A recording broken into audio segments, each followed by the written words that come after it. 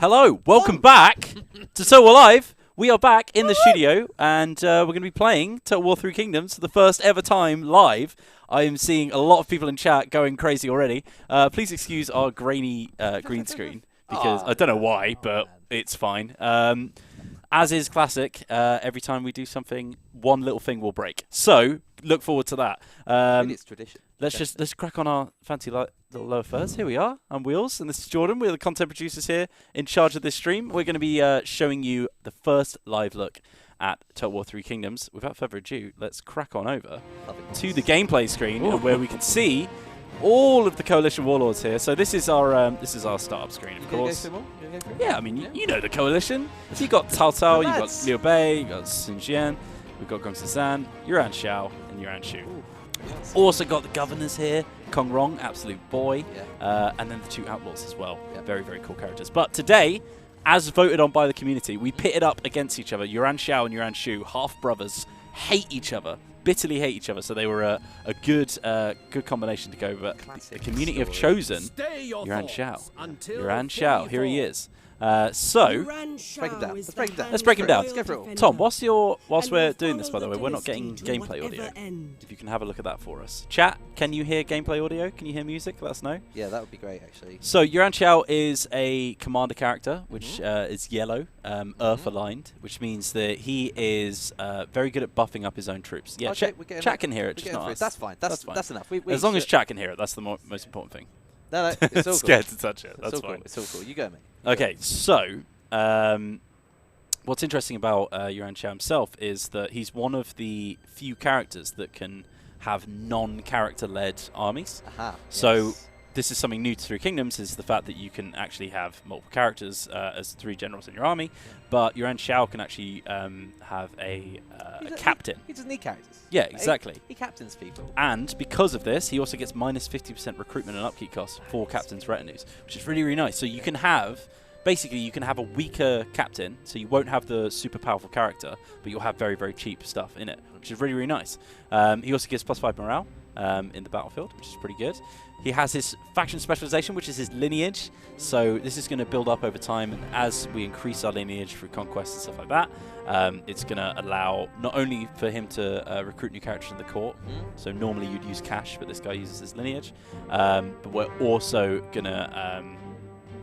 use that from improving our stats across the campaign. So we'll see that as we jump in. We've got our unique units here, the Warriors of E and the Defenders of Hebe. And please excuse us if we mispronounce anything, by the way. And then, as I said, we've got our Captain Retinues here. We've got this lovely specific building here as well, specific building chain, so we can increase our lineage, public order, and income from all sources, which is really nice.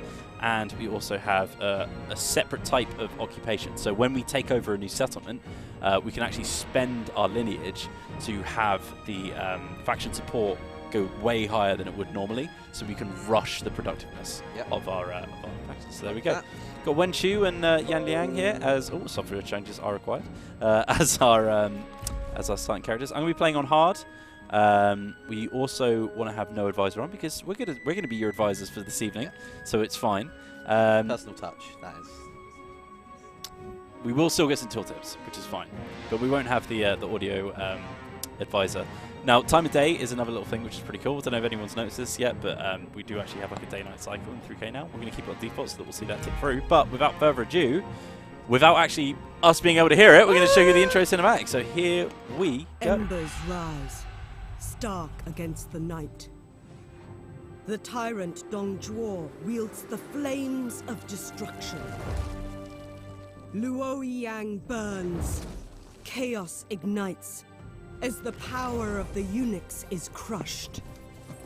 In the pyre, the Han falters. But it will not go quietly. There are those who would resist. Yuan Shao knows he has the strength to face the tyrant. Though the sleeping dragon lies, will this chaos awaken him?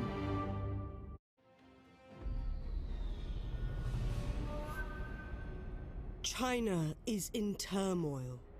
The great empire of the Han, stretching back ages beyond counting, is being devoured by corruption. All right, The so there we yellow go. That was the turbans, intro cinematic. So we're going to see a few of those as we progress through the began campaign. raising Kind of similar to their Warhammer 2, banners in which we're rebellion used to. Oh, we can hear the game. seizing Oh, but we are commanderies doubling. across the realm. That's annoying. In go about response, that. We'll Go figure it on. out. We'll figure it out. Generals It's fine. loyal to the So, Emperor so in the rose loading up screens now, we've got and these, put down the these sort of rebellion. like update screens where they'll tell you your story so far. Yet These will change despite over the time. I like this. Yeah, I it's like nice. this. I love being Chaos told a word only story. But here we go. Let's do it. With the corrupt thing. Here we are. Here we are, jumping right in.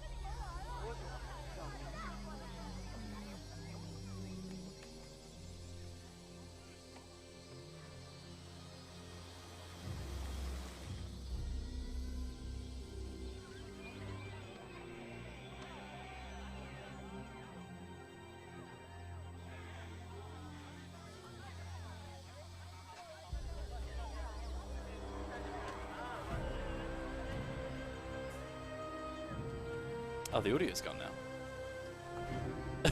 Classic as soon as Tom leaves.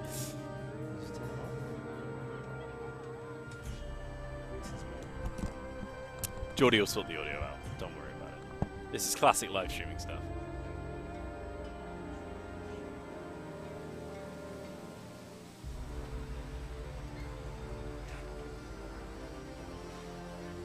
Oh, it's just the advisor isn't playing for some reason. Yeah. Oh, well, that's fine. It's fine. We're not going to be hearing her again. Guys, this is, of course, pre-release, so we're going to run into a couple of bugs probably at some points. We've got pretty much the whole team right now going through and fixing everything we can. The nature of development. Yeah, the nature of development. Whenever you play a game before it's come out, then you're gonna run into a couple of things. If we do jump into anything, we'll let you know if it's something that we're aware of. But yeah, obviously, we're always gonna jump into a couple of bugs. So, here we go. Starting off, Lord Yuan Shao, although you led your coalition to the very gates of the tyrant, your warlords have lost their zeal and fractured. And the fight is not yet done. So this happens, this campaign kicks off right when the coalition has broken up. So if we zoom out right now, here we are. So here is China. Let's take a look at the board. Yeah, wow, so what a beautifully large board. What a delightful board it is. So we've got this lovely little feature at the start as well. It gives you like a little an idea of where everything is. So you can see here that the child emperor here is currently being held by Dong Zhou. We've got Liu Yang, who's just been burned down by the tyrant himself. Yuan Shao, my brother, who I hate. We've got the coalition down here as well. We've got Cao Cao, and we've also got Liu Bei over here. Yuan Shao, one of the yellow turban leaders. We've actually we're going to see some of the DLC units here as well, which is quite cool. Well, they're very much a part of the game from turn one for certain starts. Yeah, so thorn in your side. Yeah, so these are one of the factions that you can play as if you grab the pre-order bonus. But we are starting in the town of E, and we need to complete the capture of this commandery by moving in on Suijin. So this is going to be a nice and easy battle, but we'll jump in so that we can show you some of the units and stuff like that. Straight away, man. I didn't even know if he's going to do it or not. I know, right? It's a surprise for me. It's a surprise for me. Yeah, hello to anyone else. That's great. It's been a while since we've done a gameplay stream, hasn't it, Geordie boy? It has been a The while. winds of victory blow in our favor.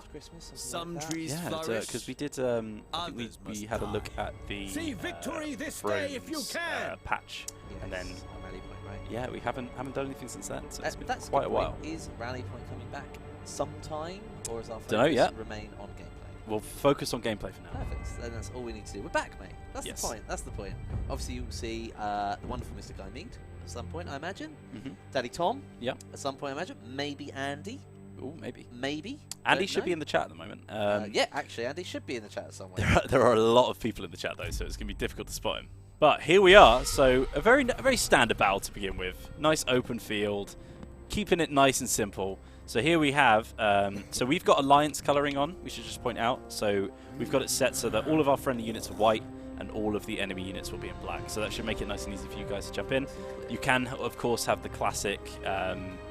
Put yourself as your actual faction colours. Yes. So the Han Empire would be red, of course. But we've got it on Alliance colouring. Let us know if you want to change it. We can if you want. But here we are. So looking at these gorgeous flags how floating you in the going wind. to take us through this? What are you going to break down? Units, characters. Yeah. So let's have a look at the units that we have here. So we've we've got the Defenders of Hebe, which are very heavy spear infantry. These guys are one of our sort of unique units as Yuan Shao. So these guys are pretty strong. They're disciplined, which means that if their leader dies, then they won't take a morale hit. And they have charge reflection versus mounted. So I think this is actually a slightly different rework on how charges have worked before. So instead of having charge resistance, they'll actually reflect the charge damage back at the cab that charge in, as long as they're actually braced and waiting for the attack. Love that. Yeah. Straight away. So there we go. We've got some G Militia. So Militia are your very bog standard units. These guys are going to be pretty naff, but also incredibly cheap. So they're not going to have the highest morale. Right at the front here, we've got our champion, Yuan Shao. This guy is very good at taking on enemy heroes as a champion. So the wood-aligned characters are very, very good for initiating duels with. He's also got this cool Binding Fury ability, which is a nice big splash damage. Interesting question. Does the variation of weapons on the characters, I know you can definitely change them so they can have various things. Are they better, some better against others? Yeah, so spear, so it's going to be better against. So for example, this guy is equipped with spear, which means that not only is he going to have different animations in battle and stuff like that, but awesome. yes, which are very cool. But also it means that when you equip, so for example, if we were to equip him with Dong Zhou, then we would drop his melee toughness, basically. We would drop his ability to defend, but increase his damage output and stuff like that. That's great. So yeah, so you'll see little things like that in the equipment. We're starting him off as he is, vanilla. Yeah. That's great. Coming into the range lineup. Some very lightly armored archer militia at the back here. They keep it casual, you know? Yeah, keeping it casual. And then right at the back, it's our main man himself, Yuan Shao, leader of the coalition against the tyrant Dong Zhou, looking ready for battle. Let's kick things off. As I said, this is going to be a pretty easy battle. One nice thing that you would have noticed now is that formations auto fill out when you drag your armies, which is really nice. So let's get some nice. Whoa, yeah, there it is. We're here, boys. Or you called it off? Cinematic's moving. Yeah. The new cinematic smoother is so smooth. I think we've got a little bit cinematic. I'll put a little. Oh no, give it a nudge. It goes the other way. 40%. How about that? There we go. Keeping it nice and beautiful. So we're coming up against the Han Empire. These guys are sitting still. They've got that 2 units of archer militia as well, so they're going to be pretty happy to just let us come to them, tire ourselves out and take a few hits. They've got 2 saber militia here, which are going to be a little bit more combat effective than our standard G militia. And then right at the front they have a sentinel character. Sentinels are kind of tanks. They can take a lot of damage, but with our 2 characters on one, we should be able to take it pretty easily. No worries. Alright, so let's move forward. Let's get ourselves into archer range, and then I might actually send... Ooh, he's going for a duel already. Straight away, jammy. Should we accept the duel? Chat? You want to see a duel? You got 4 seconds. 3 seconds. Oh, there we go. All right, let's do it. Let's do it. So I think he spotted the fact that because we've got 2 characters to his 1. Oof! Straight on the floor. Because that's why you got the spear going. Yeah. Because we've got 2 characters to his 1, he's like, look, I can't take both of them on at the same time, so I'm gonna have to go for the 1 character in a duel. Try and do as much damage as possible. Whilst this is happening, we're gonna move our army forward again, get those guys into archer range. Then we'll just the tiniest bit. That'll be fine. We'll send our units forward, and to be honest, Yuan Shao is gonna get stuck in. I reckon. He's got this ability here, which is Stone Bulwark, which is gonna give the range block chance to our units. So I might actually sit back and just pop that whilst we get into archer range. You can see that we're starting to fire in on those saber militia now, taking a few hits. We've got our cav coming around the back, so I'll just drop them over here. So they're trying to engage us with those saber militias in the cav, but we're just going to get them around. Sword cavalry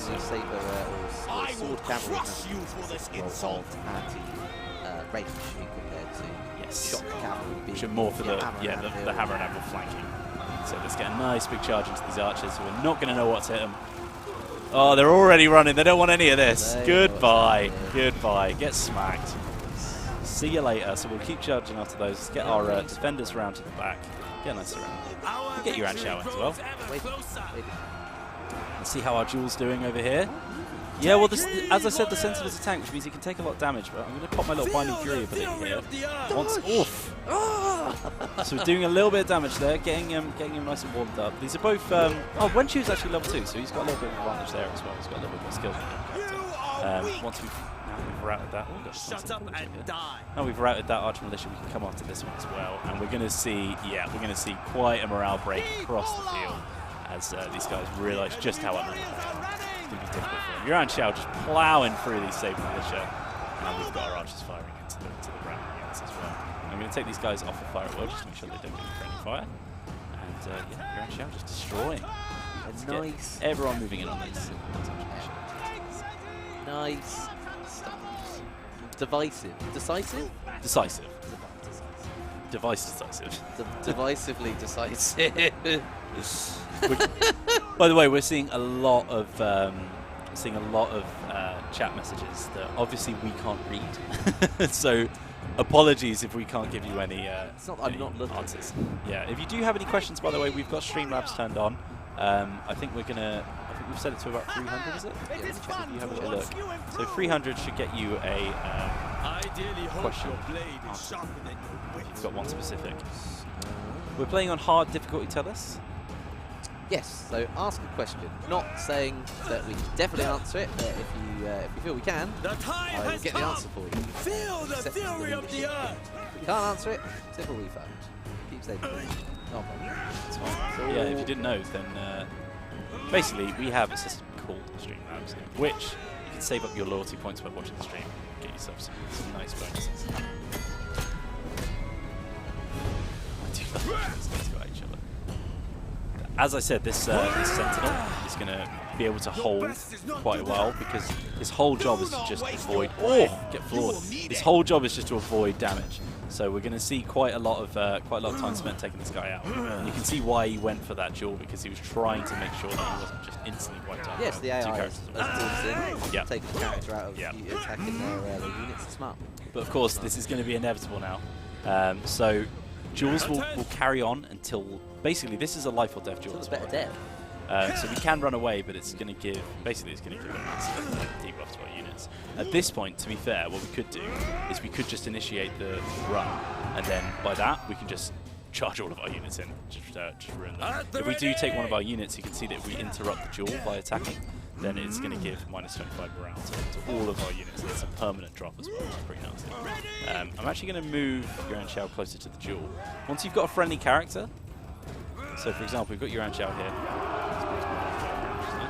Once you've got a friendly character in range, especially a strategist, you'll see that they can give a few buffs to the units around them. For example. I'm not sure if we're able to see it on this little bit, but because Yuan Shao gives that morale bonus to everyone around him, you can see that we have units closer to him. They're going to get a little bit more combat points, which is nice. I think one more Blinding Fury should finish this boy. Oh, goodbye. There it is. That's the victory. I'm glad our men stood and watched that victory. That's their baseline in the campaign we're about to go on. My hat is tall, which means my combat prowess is large. It's all about the size of your hat in ancient China. Look at the tail on that guy. Yeah, I know, right? He's coming up, but he's no foot high. Yeah, it's not quite Yuan Shao. Yuan Shao's got that big old stick on his head, looking pretty good. Old stick. So this game's coming out on the 7th of March. It is indeed. This year. Yeah, you can get the PC near you. on a PC near you. You can get a pre-purchase going now if you want to grab yellow turbans. Oh, great shout! Lunar sale right now. Steam's offering £5 off any purchase above £30. Wow. So technically, £5 off 3K. Just saying. Very nice. Pre-order worth it. Software changes required. Come on, Simon. We got IT in here earlier and didn't even update our software. Had one job. Right, so we've done that. So now we can try and take this farmland down here. So we'll just move in, and with no army to defend them now, and with a pretty shoddy garrison, we're going to see if we use them. Monster about does this little ponytail face up as he increases in power. I wish it would.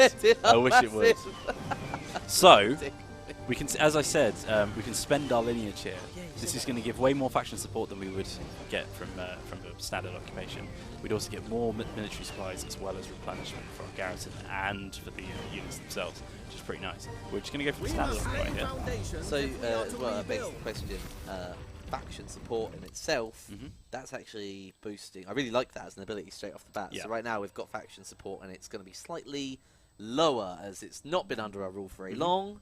People are getting used to it. We might have been a little bit rough going in, so it's going to take some turns before they come around to us. And as we can see here, got some buffs. Yeah, so we can see that as faction support wanes, we're going to get quite a few drops to the effectiveness of the town. And as we basically every turn, we're going to see that increase, and eventually it will come up to full 100% faction support. We won't see that banner anymore, just like in our town. So over here we've got our next mission is to build a new building in E. So currently we've got our farmland, which is making us some food and population growth. We've also got land registry office, which is giving us a little bit of peasantry income as well as more food production. So a nice way to complement this, and we can see that all the buildings. We're aligned on green, pretty much. Right green now. is going to do pretty good for us. Right now, just you? It's the only one that we have right now. Okay. So I'm going to grab the government support building. Yeah. So this one's going to give us food production, as well as increasing the amount of money that we'll get from that peasantry income. But not only that, once we get to rank 3, we'll actually be able to split it into 2.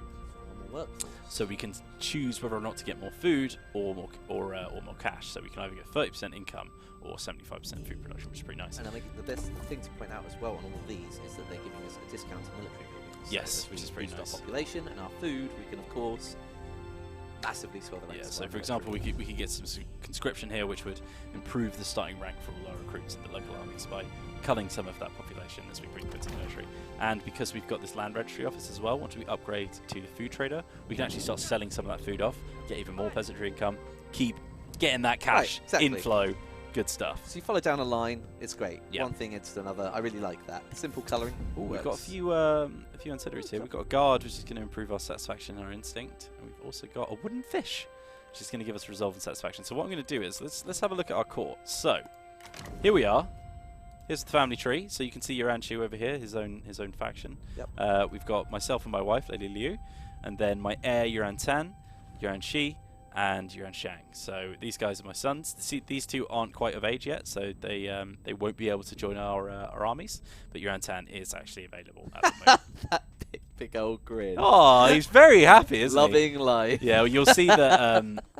You'll see that when their satisfaction is nice and high, as this guy is, because he's the heir to our faction, so he's got a pretty good life. And you can see that once we go to 1-2, he's just a bit more neutral, so he's not quite as satisfied. But we can improve that by giving him that wooden fish. We can improve his resolve.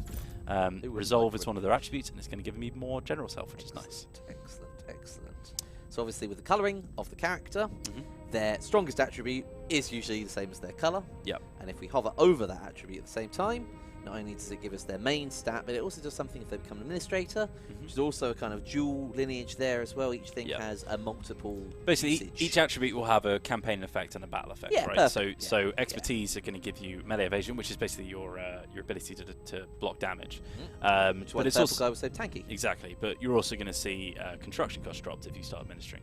Or, for example, if you're the faction leader and you have lots of authority, then you're going to improve the satisfaction of your generals, and in battle, you'll improve the unit morale of your retinue. And really, nice. those two right there, very important. Very important. Cannot understate how much that is worth. We also got this guard here, which is going to give slightly more satisfaction, but also increases instinct. And instinct gives damage, so having that on your champion, having a nice high score on both red and green, makes them very, very good at taking on enemy heroes. We've also got an eavesdropper here, so we can pop that on Yuan Shao. And if we... Oh, I've got that. Being used? There we go. Whoopsie. So if we equip that on him, you can see that that's going to increase our authority, which is going to give us more satisfaction general-wide. So, all good. We've also got our traits here as well, which are going to affect how we are. And with each character, we'll also see their special ability here. So, for example, Yuan Shao, as I said, giving that minus 50% recruitment and upkeep cost for captain retinues. But if we were, for example, to have Yuan Shao as our heir, he would give a faction-wide bonus to the defense of spear infantry, stuff like that. So there we go, looking pretty tanked up, geared up. Killed this guy in battle, secured our commandery, and we're good to end our turn. Excellent stuff. This is the wrong redemptions page, isn't it? This is not the one that I can accept a refund. No, what you want to go to is, I think you want to be on widgets, is it? No, dashboard. Is that it? I'm sure you'll find it. It's all changed. It's all changed. I'm going to do this for a moment. Yeah. So we've succeeded at our mission, building a town. Basically, we're just going through the sort of tutorial missions here. And our next mission is to start recruiting some new units, which is good because we have quite a few enemy territories around us that we want to move into. So, as I said, we can start upgrading this. We don't have the... we're already building over here in E, I think, which is why we can't grab that. But we're going to start recruiting. So, we'll get some more G Militia for our champion here. So grab those. And then I'm actually going to grab a new character to join our roster. So Shu Yu is a strategist. Strategists are very, very bad themselves in battle, but buff up everyone around them. So he's got a skill here which is actually going to increase the cooldown of abilities for local generals, for enemies. So basically, if you've got say we were in that duel like we were earlier, and that enemy had this guy right next to him, we would see the ability that I was using would not be available to us because that strategist is stopping us. Yeah, but not only that, this guy's really good at ranged units, so he's going to increase the ammunition of his retinue, but also we want to see quite a few formations come out of this guy, so which is going to be really nice for all our G Militia, getting stuff like spear walls and things like that. So we'll grab Shu Yu. Truly, it transforms how every unit can be made. All of a sudden, we've got so many more options, and that's great.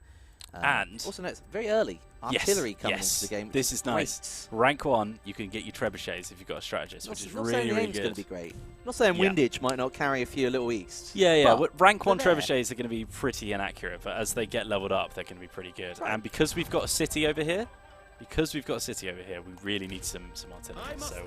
So every character has their own military tab here. You can see that they'll always have the basic unique unit that your faction gets, and then they'll have units that only that kind of character can get. Yes. So for example, Shu Yu, as I said, has his trebuchets available to him, but as he ranks up, we can get stuff like the Onyx Dragons, which are the highest rank, which are really good bombardment infantry. We've also got heavy repeating crossbowmen, and then of course you've got your slightly higher level faction specific ones. So once he reaches rank 4, he'll be able to get those defenders for heavy, which is pretty good. So yeah, lots of cool things to go from this guy. So we want to do a little bit of recruitment. I'm going to grab that food trader, as I said, which is going to give us a little bit more peasantry income. And then as we're waiting for these guys to replenish, we'll just end our turn and move on to Henne to get that city. So as I said, we've got these yellow turbans right next to us, so we need to be really careful about those guys. Yeah, they're no joke. Really, I thought they would be a little, it's pushover faction, whatever, it's fine. No! They're quite thematic. No, they will slap you. Yeah, they're quite thematic because they do just sort of rush. Yeah. So they don't have very good sort of late game units, but they can get like relatively strong early game units out very quick. Very much so. And of course our next mission is to grab another settlement. So, perfect timing to go after Is this going to close out the commander as well? Yeah. Well, no, we finished the... Oh, that was 2 pace, so we're now going for the next one. Perfect. And is Henne and Dong both the next commandery as such? So we want to grab... so Henne here is our... is this sort of like riverbank. And then Dong is on the other side. So this is actually where Liu Bei starts. Yes, of course. So he'll start just over here on these mountains. Interesting. We might come from the other side actually. So yeah, if we deal from this side, probably won't get across the river. Makes sense. We've also got, I think there's actually a salt mine down here as well, which is a nice bit of industry income, which is good. Perfect. So perfect. Well, you remember, Wills, also, we are back on Steam after a long absence. Yes, we are. So if anyone was actually wondering what the game's looking like, awards and shout-outs, what's going on, we've got 450 odd people on Steam right now. That's the link if you wanted to go claim a $5 off and get yourself a hot pre-order of Total War 3 Kingdoms. We're also on there, a little bit behind. We're not monitoring the chat on there because, you know, we love it on Twitch mainly, but still, everything's working and back to normal there as well. We're on Facebook too. Yeah, we are on Facebook as well. On Facebook as well, so hi to all those guys too. Sorry, carry on. I'll get that in there. All right, so let's go after Henne. So we're not completely recovered, but I don't think they have many units in Henne, as far as I'm aware. Yeah, they've just got a small army, and then they've got a little bit of a garrison here. 2 sort of medium tier units here with the spear guards. We've also got some saber cavalry as well, and some actual standard archers, and then G infantry captain. But I think with our weight of numbers, we should be okay. Oh, absolutely. We've also got our first reform, and here, my favourite part of the game, this gorgeous tree. Here it is. All right. Oh, we got start with one. Yes, yeah. So, so you, I think this is a new thing actually. So, you're on. Basically, each unit will, each campaign, will have its own starting tech. No way. It basically gives you an idea of good things to push down. Little nudge. So just like our characters, all of the reforms are split into the different elements. So we've got water here, mainly focuses with trade agreements and character experience, trade influence, that kind of thing. And we've got industry and commerce income from our purple chain. Some of these are going to grab you units as well, so just find which one it is. So for example, Officers and Arts Crafts will grab us these saber infantry. It's pretty nice. Great, upgrading us to the medium instead of out of 3. Our yellow chain are sort of government stuff, so we're going to get income from all sources up here, which is really nice. And this one goes all the way up to get spice and silk if we're in that sort of neck of the woods. We also get public order, administrative positions, that kind of thing, which is nice. Corruption.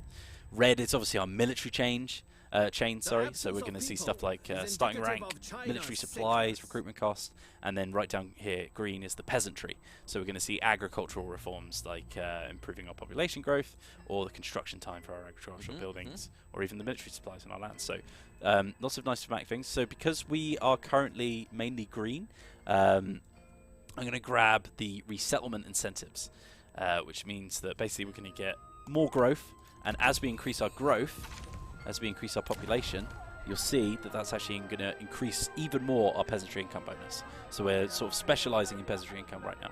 I like that. That's strong. And actually, even though that was a yellow chain, kind of more on the government side for our reforms, it still meant that it was actually boosting income from the peasantry, whereas the population reform kind of goes on a different level. Either which way, we kind of become a bit of a breadbasket. And you know, whether we're migrating or not, strong move. Strong move. What I'm going to do here actually is I'm going to get some saber militia. We're a bit heavy on the spears and bows right now, so I've swapped out to the units that Yuan Shao started with and grabbed a few more of those. We've got some saber militia. Those buttons, instead of coming out of the units, now just moved to the top left there. Another thing that we should probably point out is Yuan Shao is currently commanding the army. So if we open up, this is the detailed effects panel, which shows us every single effect that this guy's having.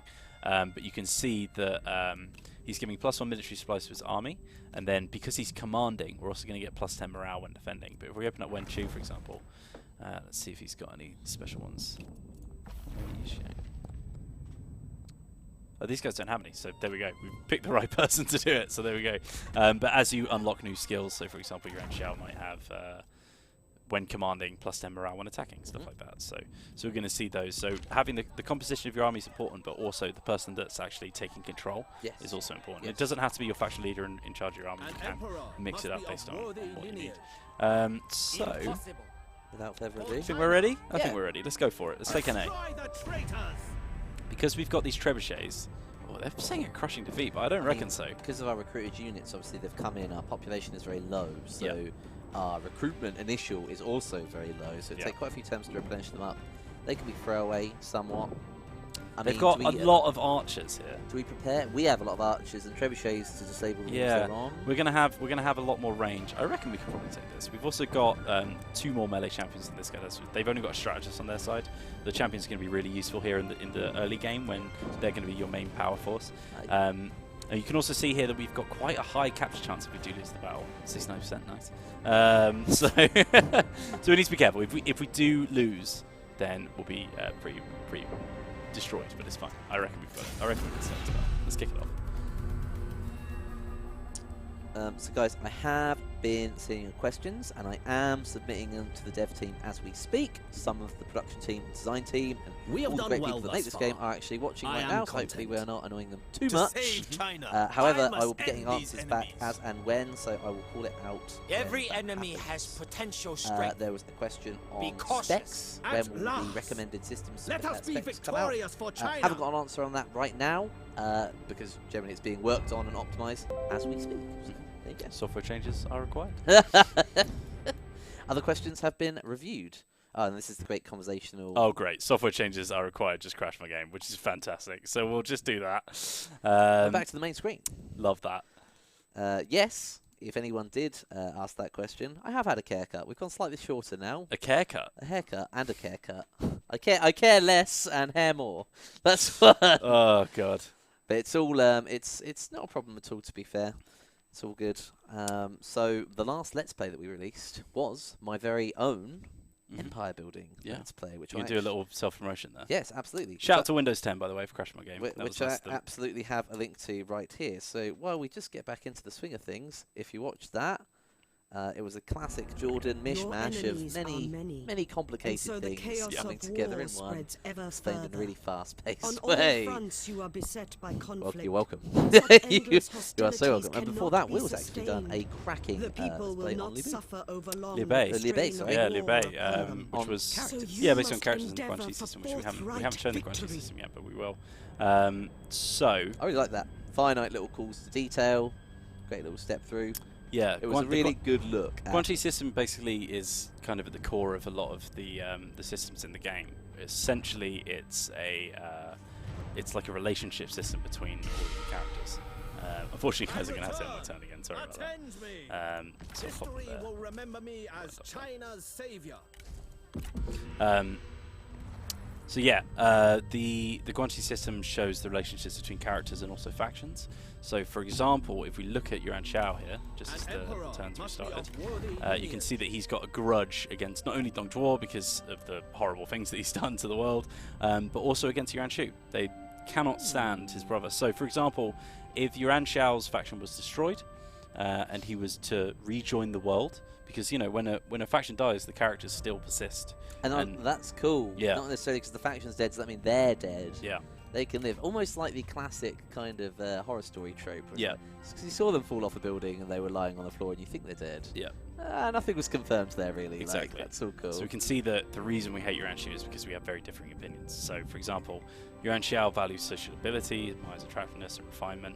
He indulges in vanity a bit, but he dislikes scarring. So, if we look at Yuan Shao, we can see that his opinions are slightly shifting towards. It's a shame we're related. Yeah. Oh yeah. God. So Yuan Shao here disregards kindness, is wary of ambition, unsympathetic to the debilitated and the weak. Basically, he's a bit of a knob, which is why they're not best friends. So we can see, for example, if we hover over some of the other characters, Yuan Shao actually, and you know, it's got the same first name there as well. They're both charismatic. They both value sociability, and as well with my wife here, we both admire refinement. But you can see that if we hover over Cao Cao, Cao Cao's actually suspicious and wary of attractiveness. So we're going to see those two personalities clash, and that's going to be most prevalent when we enter people into an army, for example. So you can see that Wen Chu and Xu Yu have sort of similar opinions to Yuan Shao, so we're going to see them work together pretty well, which is nice. And this will strengthen, won't it, over time? So the more battles we face, the more things they do together, the more that bond will grow. Nourish. Flourish. Yes. Nourish the flourish. Did we start the fight now, or did we do it after ending a turn? I can't remember. No, I think you went straight in. I was going to suggest maybe waiting for a battering ram. No, we don't need battering ram. We've got our trebs. It's fine. Oh, we have got trebs. Yeah. Right, let's crack on. I'm going to check and see if any more questions. We would be no threat to you. Ooh, Wang Quang would like a non-aggression pact. Let's have a look. Of course, our brand new diplomacy system looking very, very nice. Now, non-aggression pacts for Yuan Shao are actually going to be pretty important because we have a very early dilemma that we'll probably see, which involves Han Fu, which could spark a war between us and Gongsun Stan. Once the AI sees that we're in that weak position, because we've already got like half our borders being torn up, they're going to jump on that. They're going to sniff that opportunity and go for us. So having a non-aggression pact of a couple of our neighbours is probably a good thing. So let's grab this one. Our feelings about you proved true. So we'll grab that non-aggression pact. As you give it a chill 10 turns, that's fine. Might grab one with Cao Cao as well, actually. I wonder if we can... I don't know if we know his faction. Let's lay the diplomatic foundations now while it's on our minds. Enjoy to see you. Wouldn't it be under... Oh, we've already got a non-aggression pact. Oh, he's lovely. Didn't even Delightful. need to start the game with one. All right. I think... Yeah, I can't remember if we actually started the battle last time. I'll do a quick save this time, just in case Windows has a little joke with us. But there we go. Let's see I've got a question in answer. chat. Oh, okay. I've got a question there we go.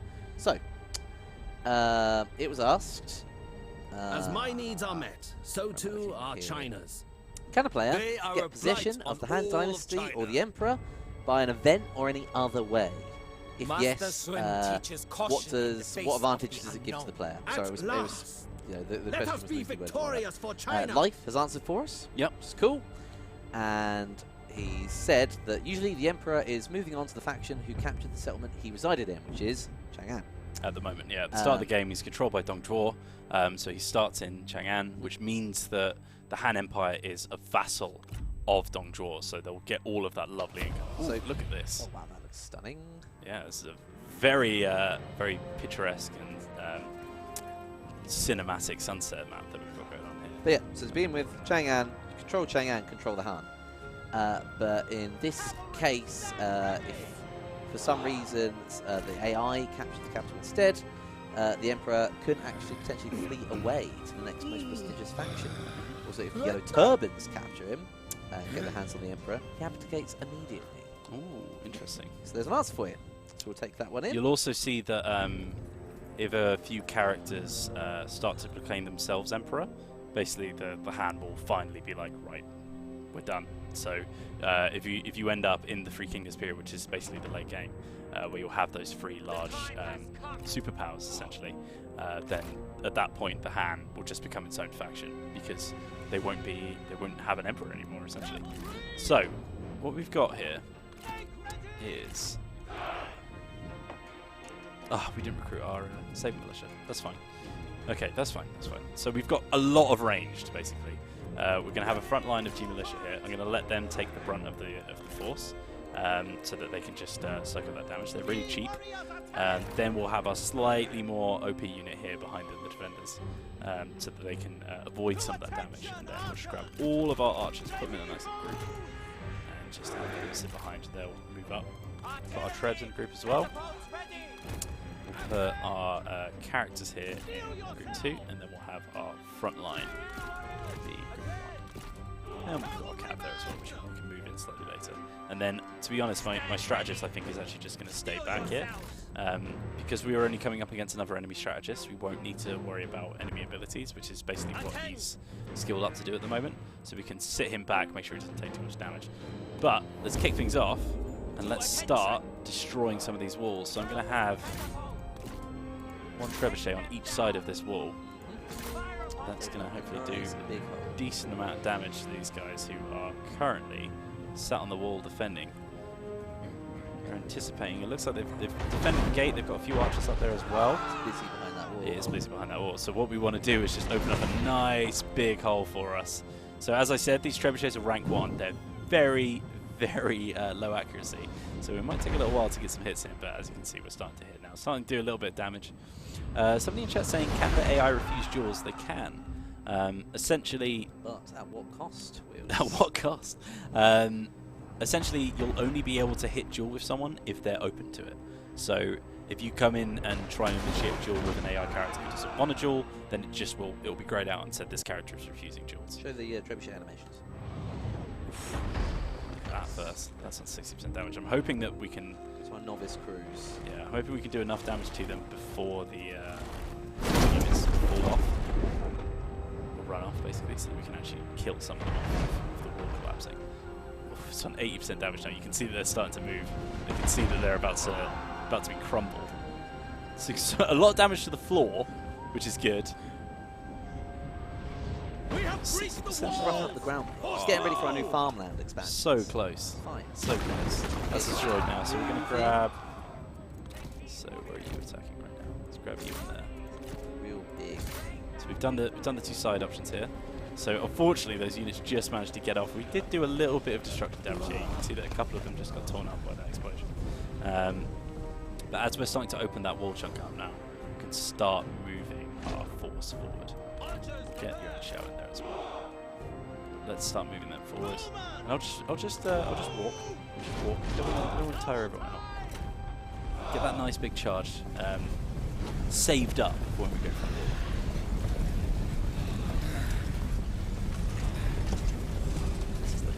See all those flying projectiles coming out from the towers now as we move forward. We're still hitting those walls with those trebuchets. Hopefully we can destroy it before we run out of ammunition, and then we can start putting some of this treb fire onto these archers so that they don't get to hit us with too many arrows before we get into the city. But that's looking pretty weak now, 8% and 60%. The investment in trebuchets right now paying off. Yes. Despite got a good few misses, it's fine. Yeah, Could always put them on some of these banked up units behind the wall here. Yeah, we're pretty low on ammunition, but hopefully this next volley will destroy the wall. Oh, 9%! One more volley. We're going to start taking fire from the towers and the gatehouse now as well. We're still going to have a couple of meat grinders going on, but we do have superiority in archers. So Walls crumble into the breach. Yes, Mr. Shao. Let's do it. Mr. Yuan, rather. Here we we go. Right, so we'll move our archers up to here. It's worth getting his missile block chance on these guys as they approach as well. Yeah, it's a fantastic idea, Jordan. Let's pop that down. Make sure they're not taking too much damage. They don't give me the big hat for So what I'm going to do, I'm actually going to send my heroes in to try and take down that strategist, because he's looking pretty exposed right now. He's come out to have a look, which is a bad idea if you ask me. So we're going to start charging this G-Militia through. You can see they've taken quite a lot of damage as they march up. We'll move our G-Militia in. We're going to move these guys over here just so that they're not all clumping up into one clump. Maybe It's nice to charge as they charge in. Now these guys are Spear Guard, they're a little bit higher rank, which will make them a little bit more dangerous. And you use my archers to start taking out some of theirs because they have got a lot of range units coming in. Oh, here we go though. Here we go. All those arrows just flying down into them. Oof. Get those other Spear Guard round the corner. They're firing on us on our flank, these guys. There we go, here we go, here we go. I've got a little cap. Yeah. So you can see that my champion and Yuan Shao here are going off this thing. Hopefully we can... He's quite slippery. They're quite quick, the strategists, but you can see that they've got very little health. So just that Archer take the hit for him there, didn't he? Just that one attack has taken about 20% of his health off there. So we've got a bit of a surround now. We'll get our slightly tankier units here, the defensive airbaits come in as well. Looks like we've got a couple of archers on this right-hand side. So we've still got a tiny bit of trebuchet ammunition here, so I'm just going to try and get one shot off on those archer ammunition. You can see quite a lot of those guys with that concentrated fire from all of our archers. They're taking a lot of damage and they're starting to run. Sea of arrows. Sea of arrows. So let's start firing into those archers. We can see that we've got decent surrounds going on here. These guys are having a pretty bad time with it. Yuan Shao, I'm just going to move into the center here so we can just start doing a little bit of splash damage onto these guys. I think is Tianfeng dead? I think we've actually killed him. Champion. Oh no, he's run over the bridge. Look. So he's actually going to pull back now. I think he realizes just how screwed he actually was. We've got reinforcements coming in. The G-Infantry captain. Look at this is cracking as well. A little inner bridge section, real nice. Yeah, got like this nice little port that comes through. It's pretty cool. So we'll bring our champion back. Now the champions are very good at taking on other heroes, but you can see that they can struggle a bit against standard units. So we've got a lot of archers here who are trying to chase down. Make sure they don't run off. But we'll start firing in on those guys. So this is a bit of a slog here in the middle. We're moving through. We're getting there. Still taking a lot of fire in the back from those guys around the corner. Maybe pull one of those units. To be honest, I might bring my my cab in now. Oh, that, it's a perfect opportunity for them to come in now. Sweepers. Let's do this. You can see those archers taking fire from about 5 other different archer units. It's going to probably rout them pretty quick. There they are, damage sustained, wavering, they're off. We can start firing out here. You can see that when she was looking pretty hurt. So use my Binding Fury, do a little bit of splash damage. Oof. Nice shake on the camera there. As I said, better against enemy heroes, so we're going to pull him back now. Yuan Shao also looking a little bit weak. So you say that, you think these guys are pretty powerful just so they can get a good charge on the start. Not really, they've been pretty battered as soon as they got into the heat of the fight. I think it took a little while, a few people to get a few hits in and so on. But they took a lot of archer fire there as well, which is pretty nasty. We've got a cab coming in now, so we can start sending them after the archers. I might send the champs after them as well. One step closer to victory. That first unit there has run out of ammunition, which is good. Start moving the archers in. But yeah, these melee units are definitely out for the count, I reckon. We've got a lot of corpses lying around on the breach, but you can see that they're just trying to hold out, but they're completely surrounded. They're completely ruined there. In come the cab, right after the archers. Get a nice big charge from there. Software changes are required. Moving in now. Huge charge into the back. Oh, I love it when they leap. I love it when they just do that final leap into it. It's so good. They're going to get wrecked. Those guys are out of ammunition now as well, so we don't have to worry about them too much. Archers now coming from the gate. We have actually captured the gate because we've got the superior forces here. You actually see a barricade put up on that side as well. Yeah, so they could have made a defensive.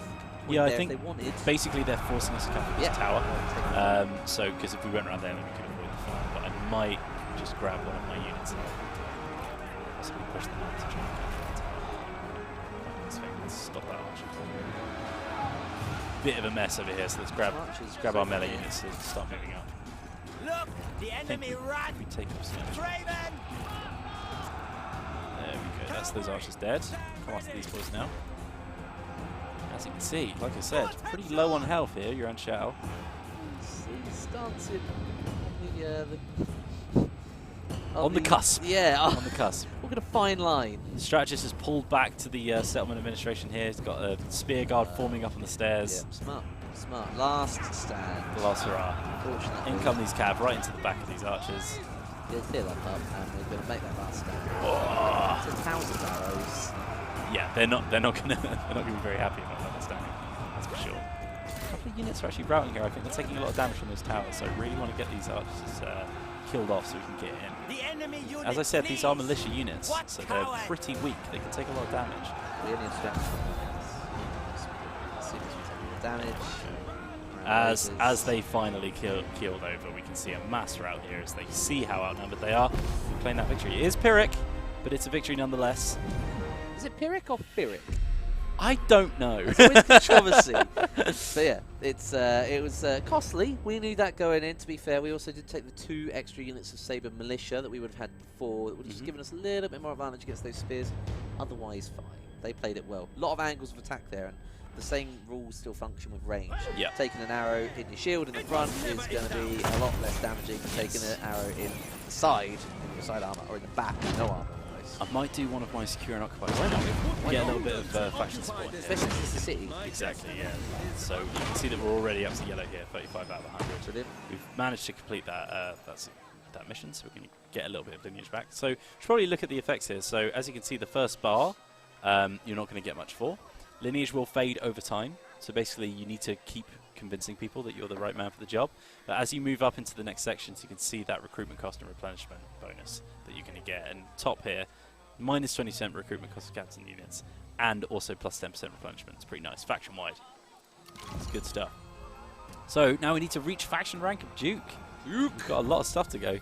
We've ranked up as well. We're second marquee now, which is pretty nice. Well done, Wheels. Thank you very Strong much. showing, mate.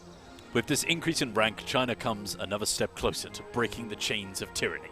Chains that will be broken by me. I must keep pushing onwards. Yes. Well said, Yuan Shao.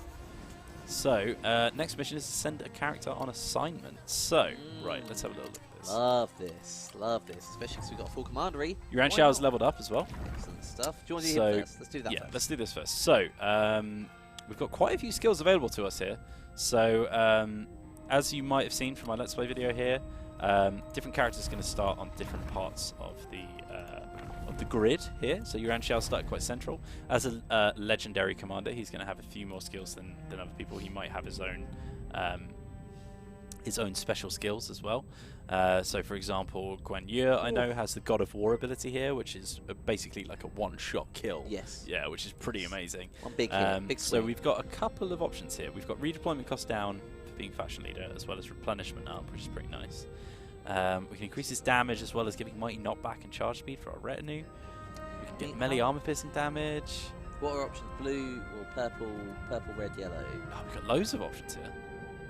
This one, he's not administering, so this isn't a great option. Gonna do that probably. I do really like the mighty knockback. That would be pretty nice. Charge speed as well. Like he is on a horse, that'd be good. Would increase his instinct, which would give him more damage. Yeah, that's pretty nice. But also melee armor piercing damage. That's pretty nice. An attack rate and expertise. What's expertise? Expertise is going to give him defense, so it can make him a little bit tanky. He did get damage quite easily. Yeah, I reckon we'll go for the zeal.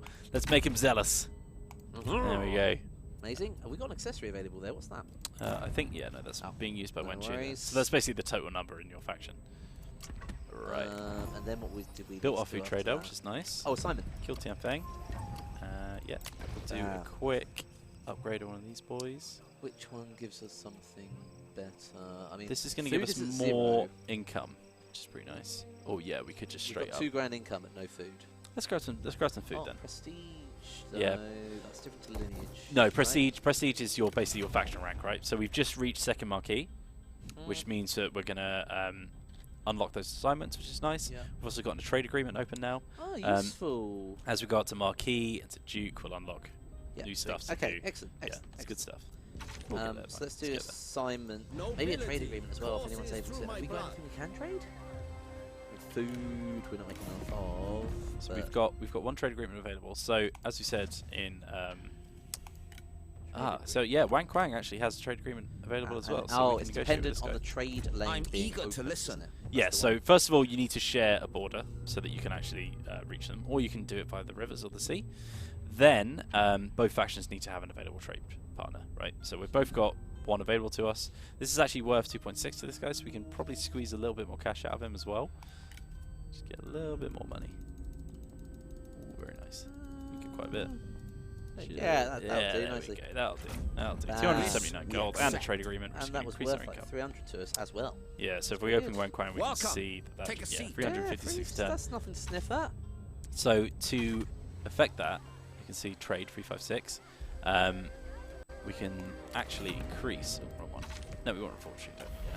So we can grab technologies, and there's certain other things as well, which increase our trade influence. So basically, the more trade influence that you have in comparison to the other person you're trading with means that you'll get more cash out of them because you're going to benefit more from the trade deal, essentially. So one thing that Kong Rong, for example, who starts up here, is really good at is that he can extort other factions through trade, which will not only give him a trade agreement, but will also increase his trade influence of each one, which is pretty nice. Interesting. Okay, and so then assignment was the last thing we need to do. Yeah, so we're making 390 out of Henne. We're making 506 out of Yi. So let's have a look at our available assignments. So we have Yan Liang here, who can reduce our mustering terms or increase our replenishment. Or my wife and my heir have income from peasantry, which is, of course, our main income. Useful. Plus 50%. So assignments, useful. Essentially, when you use an assignment, you're sending one of your characters out on a mission. So this will decrease their lack of purpose, which you can see here. So, and that's a good point, just on its own. Are they unsatisfied? You don't need to bury a load of points and followers into them. Just give them something to do. Yeah. So Yan Liang here has -10 to his satisfaction because he has a lack of purpose. I don't want to use his assignment, so these guys are actually pretty happy. So not going to benefit from that, but we are going to get plus 50% peasantry income, which is not to be sniffed at. So we're going to grab that. It's going to take one turn for them to get there, and then once they're there, we're going to see that increase in income. So we're going to remember 2490. Next time that should be bigger. Maybe our trade will come in as well on top of that. A few people asking if the map's big, by the way. So we started over here. I mean, the bottom there is Taiwan, right? Yeah. So this is so we're going to see Swenjian over here. You've got Dong Zhou over here. Like there's a lot of land. Big. There is a lot of land. Cao Cao starts over here. There's lots of places to conquer. Maybe one of our, I don't want to say biggest map to date, but it's pretty large. Very hefty. Pretty hefty. So we're just north of the Yellow River here. Hydration bot. Hydration bot. I actually left my water on the table over there. Oh, mate, I can't. Can't let you go thirsty. To be fair, I'm getting a bit of a headache. Right, so an emperor must be of worthy we could increase. Thank you very much, my friend. Could increase one of our buildings here. Oh, that's good. Sweet, sweet water. We could once again try and go for that. -4 food production to get income, but we're pretty low on food right now, so we'll probably avoid that. But let's end our turn, and then we'll start replenishing our army and start moving on to Henne farmland here. So we're going to be taking on the Yellow Turbans. So we'll end our turn. I would ask this of you. Cao Cao. Cao Cao wants my guard, which I don't really want to give it to him. Not for that So much I'm money. going to reject, I'm afraid, my friend. Your choice. Sorry, Cao Cao. Go away. It's a non-aggression pact, not absolutely do me over in trades pacts. When is the game out? 7th of March. 7th of March. 2019. That's this year. We've sent our character on assignment, so we've gotten this, and we've got our next mission, which is to reach second marquee, which we've done. So we should finish that next turn. And now we've got a mission. We need to destroy Han Fu. So this is basically this is Path of Glory. So Path of Glory is kind of if we got a Watford fan in the chat. Big up Scoops. How you doing, my friend? You won. Only shout out. ISG. Oh, is that Santini? You know. Nice one, boys. So so yeah, Path of Glory are your missions, which are going to take you down the route of sort of history, basically. So Han Fu would have been taken out via Yuan Shao in the story of the records of the Three Kingdoms. But then eventually, of course, you'll reach a point where you'll start diverging from history because, you know, Yuan Shao was defeated by Cao Cao at one point, so so once we get past that, we're going to start making our own story. Our own history. Speaking of Han Fu, oh, wow. Han Fu's supplication. Although your borders are secure, your reserves have been strained by the countless volunteer warriors who rose to oppose the tyrant. One advisor suggests exploiting the tensions between Han Fu and Gongsun Zan to your benefit. Suggest to Han Fu that Gongsun Zan is eyeing his territory and propose a confederation. Gongsun Zan will be vexed, but we will benefit. He will be vexed. Confederate with Han Fu is one option. We declare war. So Yuan Shao and Gongsun Zan will go to war. So essentially, well, us. Yes, we'll go with him. Ourselves and Gongsun Zan will be at Han war. Fu in the process. Yeah, we'll get two buildings for free. We'll get Anping for free. As an act of treachery. Oh, right, cool. And it's the historical option, as it was told. Yeah. However, if we do not interfere, we keep our non-aggression pact with Han Fu, and we gain a huge diplomatic bonus with Gongsun Zan.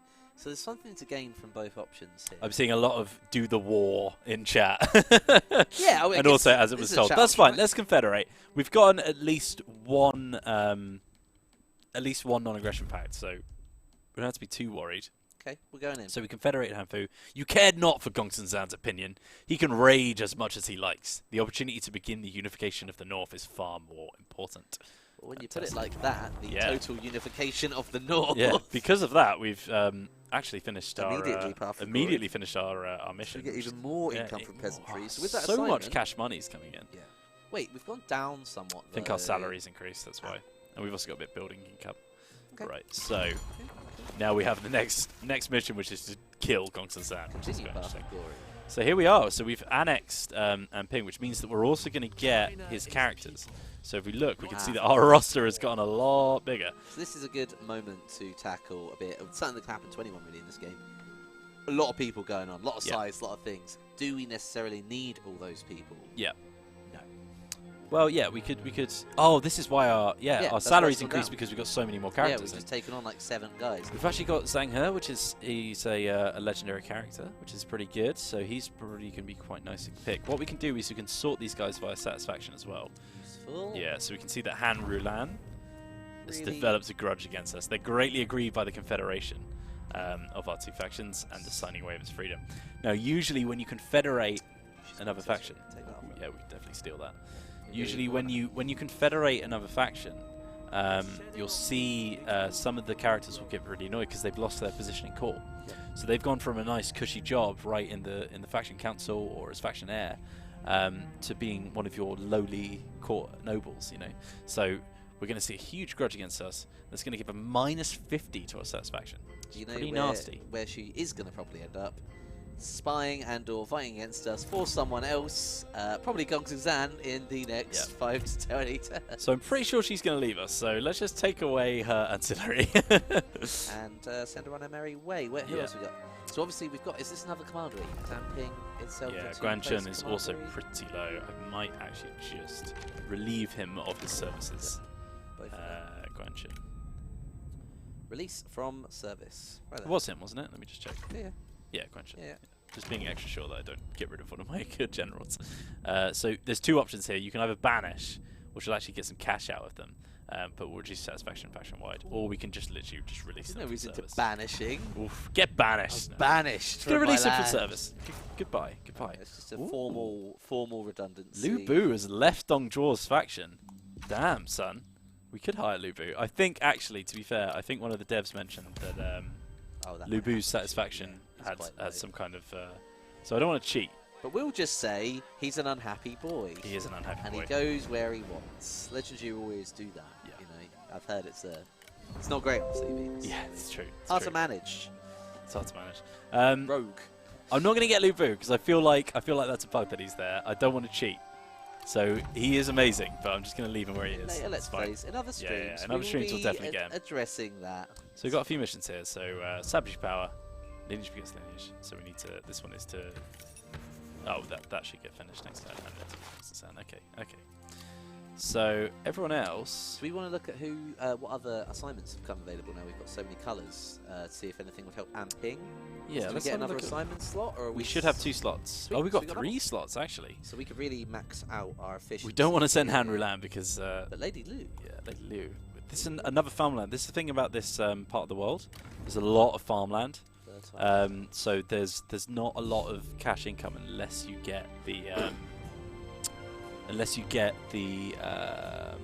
building that we built, which is to sell off that food for income. Yep. So they're not going to be your most profitable lands, but of course we're going to have loads of food, and food is very useful, especially for diplomacy. Yes. So you can sell off that food. Yeah, just for, because you've got an special abundance of favours. something, and that's great with diplomacy. It's no longer just I have a lot. That's a lot, and I am going to absolutely use it to my advantage.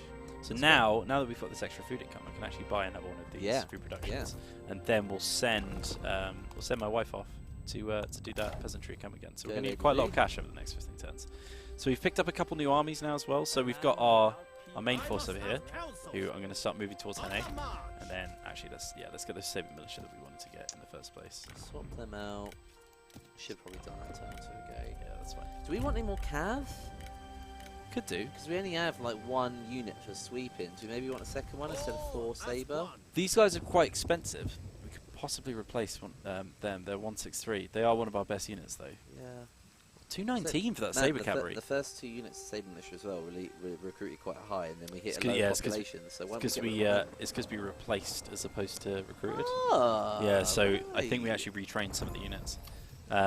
So we've got a couple other characters here sitting around, but they're quite low strength. Attention. What I might do here is, for example, this guy. Your I'm just arrival gonna is disband him, welcome, get a my little bit more lord. income. There we go. And then we've just got the 3, I think. So Underwhoop is is it that one? No, sorry, Steve-O the Outlaw is asking why can't we appoint our own governors to oversee our commanderies? Well, we absolutely can. Yeah, 100% you Steve-O. can. That is the point. We can empire administrators. Right now, we're just doing assignments. Yeah, different we for an administrator. haven't unlocked any administrative slots yet. But we have unlocked assignments. So you can that's get them why. through a few things. You can get them through technology, or reforms rather.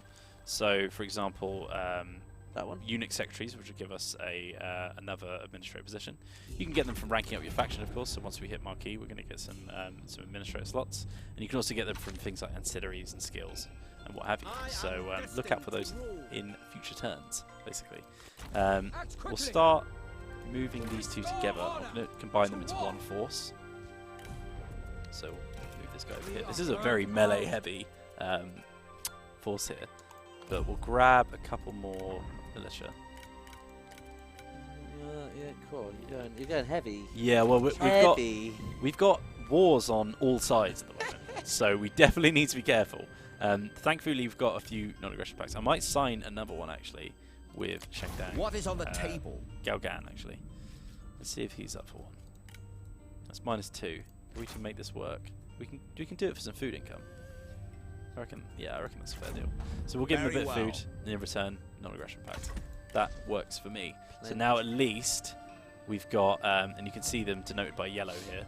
You can see that they're neutral, but we put them on diplomatic status. Then we can see that we're at war with the Han on these borders. We've also got the yellow turbans here, and then Gongsun San is up here. So at least we've secured these borders a little bit with those non-aggression pacts to stop them to basically stop everyone dogpiling us. Yeah. So let's end our turn there. We'll move on. Nice little foothold so far. A little bread basket going on. Couple of armies. We would not be your characters. enemies. Everyone is after this guy. Yeah, he's a nice Your ancillary. choice. Hot People toddy right now. pretty looking forward to it. we check? Fire by rank wants to see faction rank colour. Yeah, as we expected, Henry Land left, which is fine. That's fine. I think we can do that for Can we you. turn off cat faction colours? Is it in game settings? Interface? There it is. Alliance colouring off. There we go. There you go, guys. Now we've done a bit of both. Yeah, we've got plenty of battles upcoming, I reckon, so don't worry about that. So Shepi has joined our available characters. And we've got our new communal grain farms. Excellent. Right, so Law must now this rule. guy's getting a little bit more, My path is a set. little bit bigger force. Let's move into Henne and see. Yeah, they've actually left this undefended, which is good for us. So let's. For China. Oh, careful! He's in the water though. He's in the water. Impossible. Oh, I Could be able to should have just gone for that one. Should have just gone for that one. Yeah. To Can arms. you not? Ah, he's out of range now. I did the old switch. I was like, "Oh, come back!" 'Cause I just saw that, and I was like, "Oh." But actually, to be fair, so we're gonna. Oh, we can see a few yellow turban units here. We've got reclaimers. We've got yellow turban spearmen. Men of the Forest. This is what we were saying earlier. Like you might not think they're going to give you that much trouble. They're all better units than us. That's going to be interesting. So he's trying to actually cross to support. Yes. So you can see the. So basically, you can travel across these rivers and you'll go pretty fast on them. But you'll also see these little river crossings where you can just walk across. But the rivers are quite difficult to cross, as you know, was a big part of how it actually went down back in that time, because a lot of the sort of late periods of the Three Kingdoms, like the wars between Cao Cao's forces and the southern the Swen family and Liu Bei, that's where Redcliffe happened. It's because Cao Cao literally just tried to cross the river with far superior forces, but because they had such a strong Sweat on the other side, mate. Yeah, Sweat in the banks. Yeah, essentially the Yangtze, they had that locked down so much that you just couldn't get any more southerly. So so the rivers are pretty important, and crossing them is going to be quite difficult. So if we do actually manage to take some of these units, some of these towns rather, we'll get ourselves in a nice strong position because we've got a nice little border here. So even though Dong over here, Big Dong, we can see that Yuan Shao is one of the legendary characters for the Yellow Turbans. He's quite close to us. So we normally would be a little bit scared of that, but because he's got that river to cross, it gives us a little bit more time. If he defends that city with archery masters as well, we may have remember an issue. me as China's savior. Yeah. Another little upgrade. Might as well. A bit more food production. Yeah. A bit more income for peasantry. Can't hurt. So these guys are actually. What unit size are we on? Are we on just a normal standard? I don't know. I think somebody else said it before we started. We're not on ultra, I'm pretty sure. I have no idea. I don't think so. Honestly, I have no idea. Satisfaction-wise, I think we're okay now. Got most of these guys are looking okay. I mean, our wage budget is kind of standardised. We're about $1,000 down on where we were, so we did up a little less. We could maybe lighten a little bit more, but we've got 2 people on assignments. Then we'll want someone an administrator. But we'll keep going along. Ideally, our administrators want to be. Well, it depends on the kind of province. So, for example, very green heavy on fund. Well, for example, if we took a strategist, then they're pretty good at. Let me just find one of their administrators. Which one is it? There we go. So that's got a little bit of food production, but we've also got reserves. Pardon me. We can bulk up every city. Income from industry is pretty nice. Income from commerce, silk and spice is pretty nice. So these guys are pretty good at making cash. Whereas, for example, your red characters might get a little bit more of a military bonus to their military commanders, which I'm going to need to find now. Yeah, so building upkeep is pretty good. We'll also see some of them will be better at other things. Yeah, so for example, red characters maybe aren't the best for administrators because they don't have quite as many skills. But you can also load up on followers and with accessories as well. So you're not necessarily bound to just using certain characters, but certain people will be better at other things. So you can see the couple of wars are kicking off now. Kongzhou and Zhengqiao, which I believe is south of us here, so they're going at each other.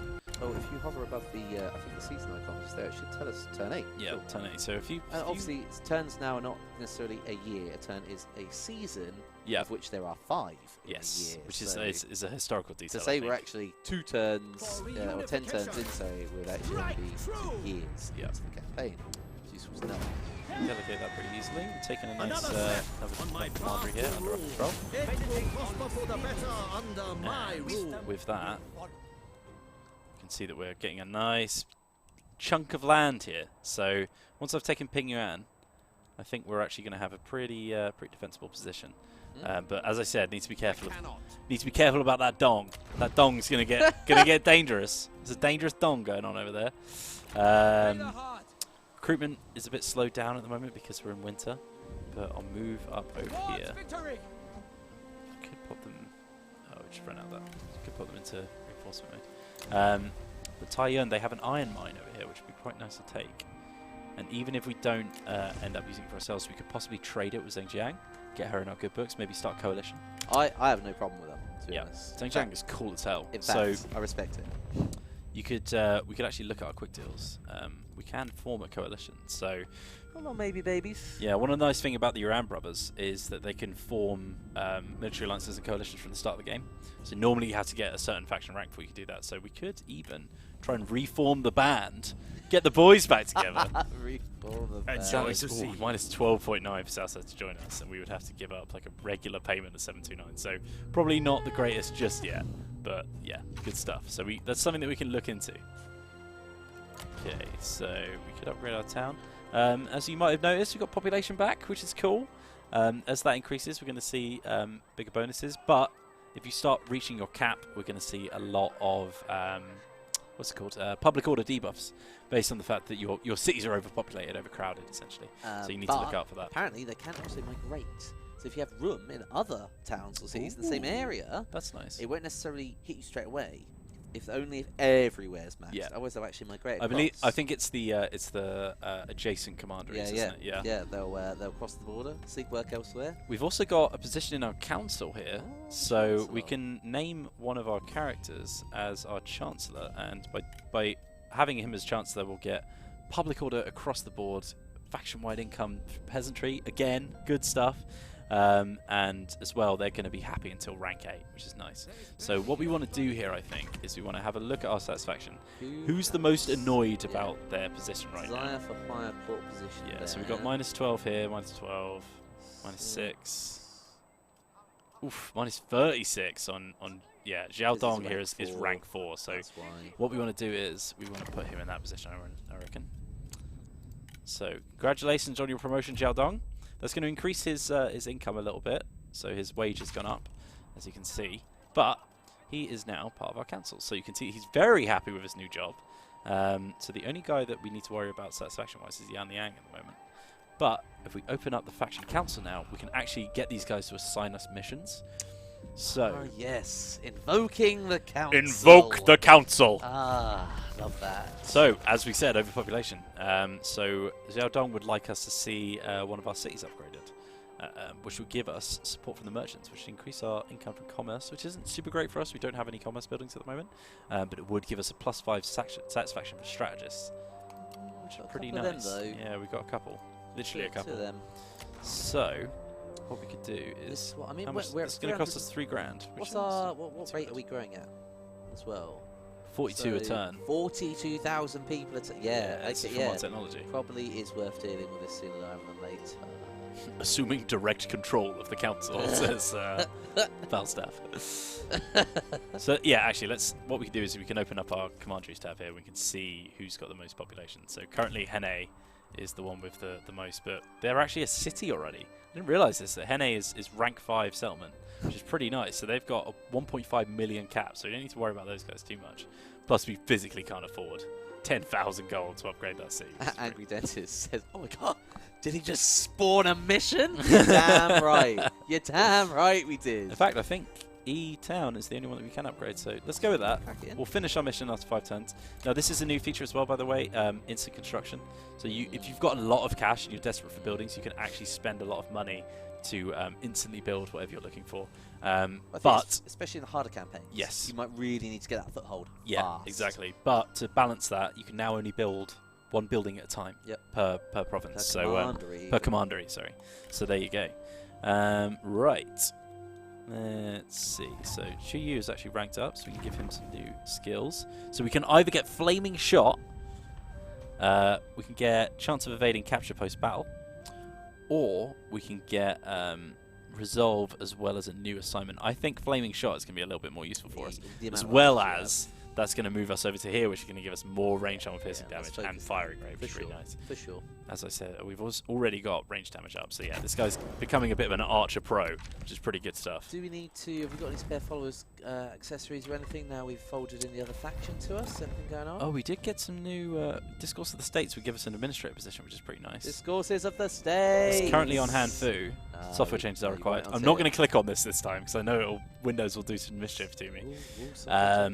But yeah, so this would give us an administrator position and authority, which is pretty nice. So I might actually remove that from hand fu, give that to Yuan Shao, because he doesn't have an accessory right now. The administrator is going to only further stack what we're aiming for. It's going to couple of our assignments. Increasing our authority, which is giving us more satisfaction faction-wide, which is really nice.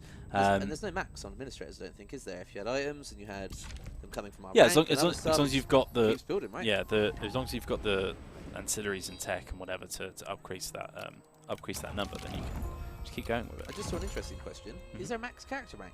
Because you've gone all 10, the I way think. in. 10. I think 10 is so they hit 10, and then that's the cap.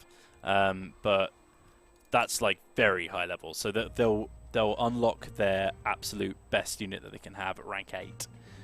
So rank 10 characters are pretty lethal, and I think certain characters will start pretty high up. So I think Lubu actually starts at rank 7, so he's an absolute beast. But eventually, you will see your other characters start to catch up. Also, you can, as I said, the time of day, you can see all the lights coming on in the city. It's really nice. Defeat Windows 10 in 3K. I wish we could, my friends. I wish we could. We might do some recruitment. That tickled me. How do you feel about that? Is some recruitment going?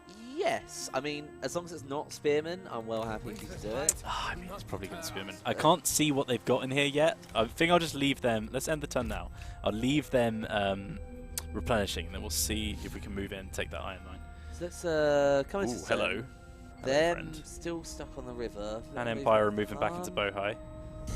Yellow turbans otherwise suspiciously quiet. So the administrator should be unlocked now from that item transferring Damn, over. we're suffering attrition.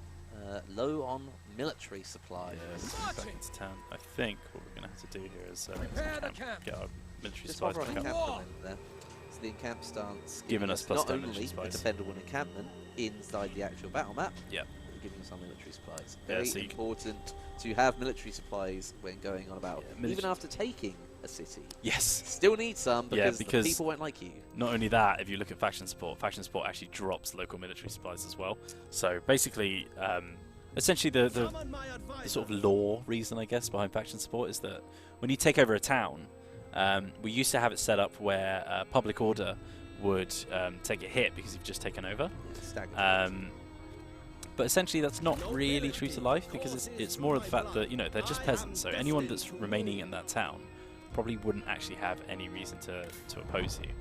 I think it's more generalist, isn't it? Yeah, they wouldn't necessarily be working at their full capacity, because they've literally just been taken over by this new town. You've been unsettled, Yeah, you new might have leader. evacuated. Your job might have closed down. Might have got hit by a trebuchet. Exactly, Untrained especially when trebuchet we're team. attacking everyone. Yeah, exactly. Who knows? What I might do is I might raise another character here in Henne. Let's just do another shout out to the 600 odd following us on Steam. Hello. Hello. Welcome. Come and join us on Twitch.tv/TotalWarOfficial, where you can join in with us on the chat. Give us a follow as well. By the way, and I'm going to use our little buttons here. We've got... Oh, no, that's our lower thirds. That's the wrong one. You can see that we've got plenty of streams coming up, so make sure you join us next week and the week after that. We'll be continuing our campaign. So give us a follow if you want to be notified when we go live. And remember, it is the Lunar Sale on It Steam. is. And they're offering £5 off anything, any purchase over £30, which means, bam, this game, only 40 quid to pre-order. Yeah. Well worth Good the stuff. 200 plus hours you will take to devastate China. Turn it to your own. Back to the Reform Stream. Yeah, back to the Reform Street, where it's nice and peaceful here. So we've actually got the option to unlock a new unit here, which is G Infantry, so we can upgrade our crappy militia into proper infantry, which would be pretty nice. Oh, so I'm staring at that yes. like, cool. So that'll give us a little bit more melee toughness, a bit more range toughness, which is good, and probably a little bit more damage as well. No, strong. We've got so many spearmen anyway. So right, upgrades. Yes. I haven't got as far as upgrades of units so far. Is it simply buying the upgrade for the troop that you already Well, you just own? replace. You Yeah, just replace right, like you would with so- any other unit. yeah, Yeah, cool. so that it's At a cost? at the recruitment cost. Yes. What's nice is as well is that if you were to, so say Yuan Shao and I were to disband him, I can't do it because he's in foreign territory at the moment, but if I was to disband him, then when you recruit a new army, these guys will take their retinues with them, and they'll retain their rank. So those guys will still, basically you're raising your bannermen again, but it means that you'll pay a lot more when you recruit them. So they'll be super expensive when you get them back. But what's nice is you can get certain technologies, which decrease.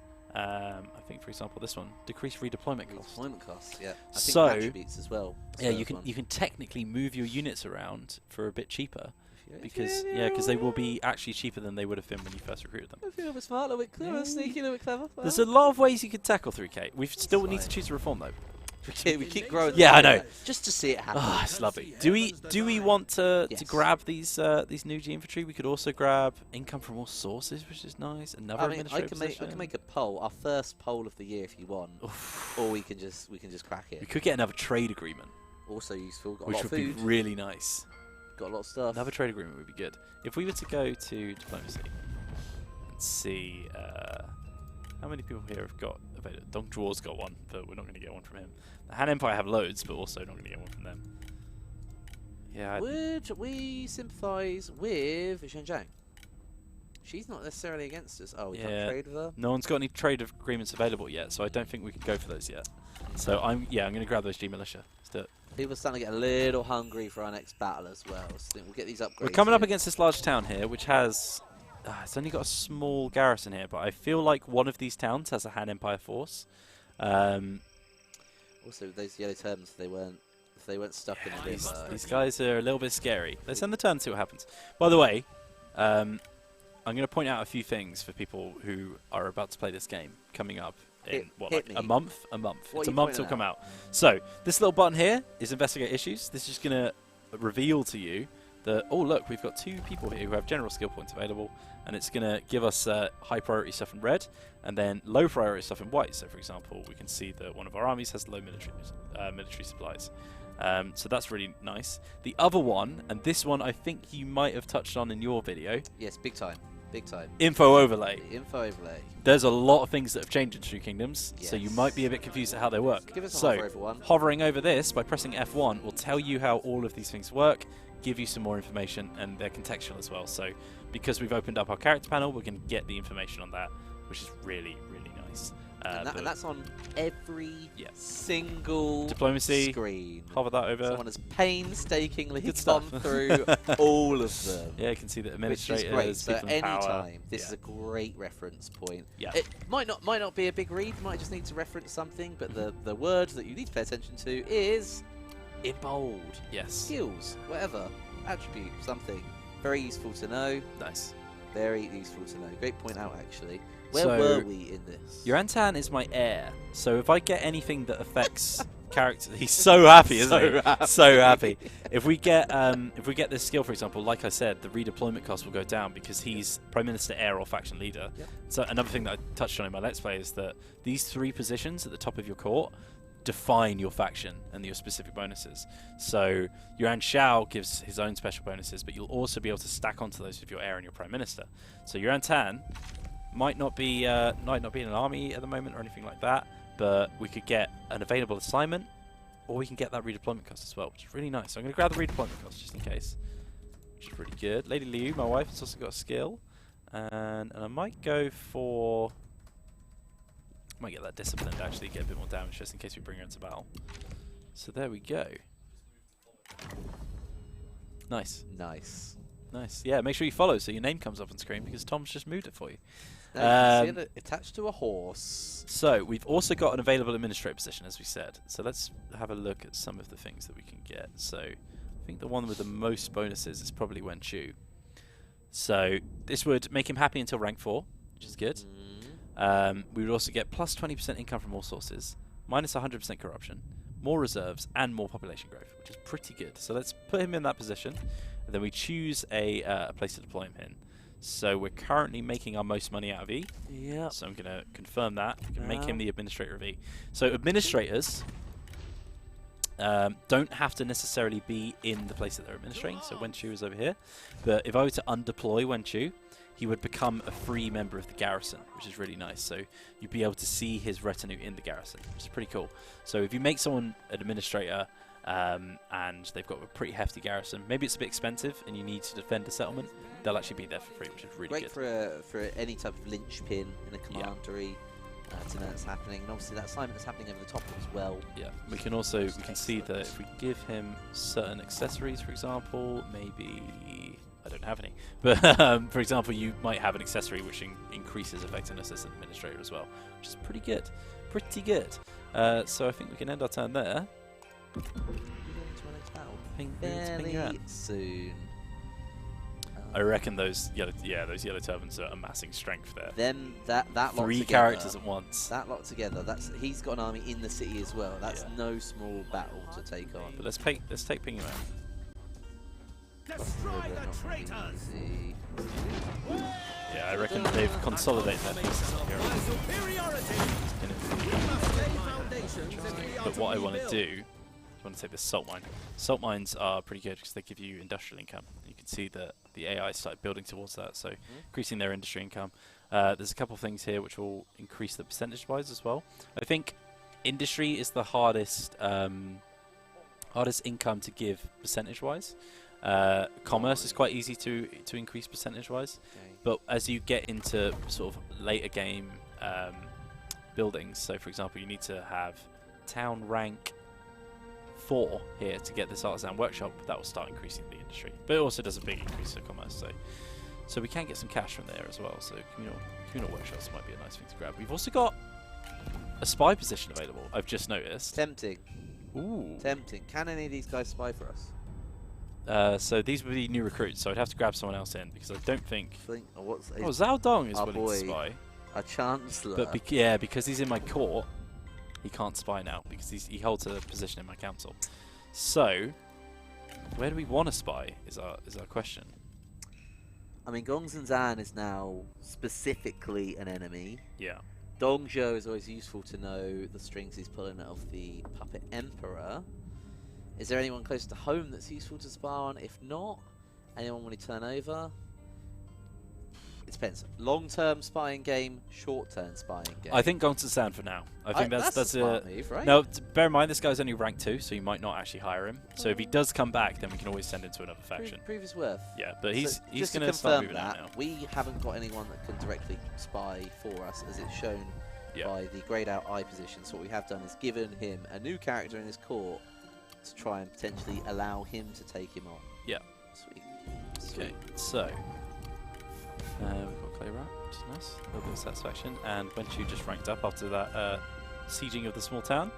So, because he's an administrator now, I can actually give him the skill, which increases income from industry. Excellent. However, the place he's administrating doesn't have any industry income, so not very useful.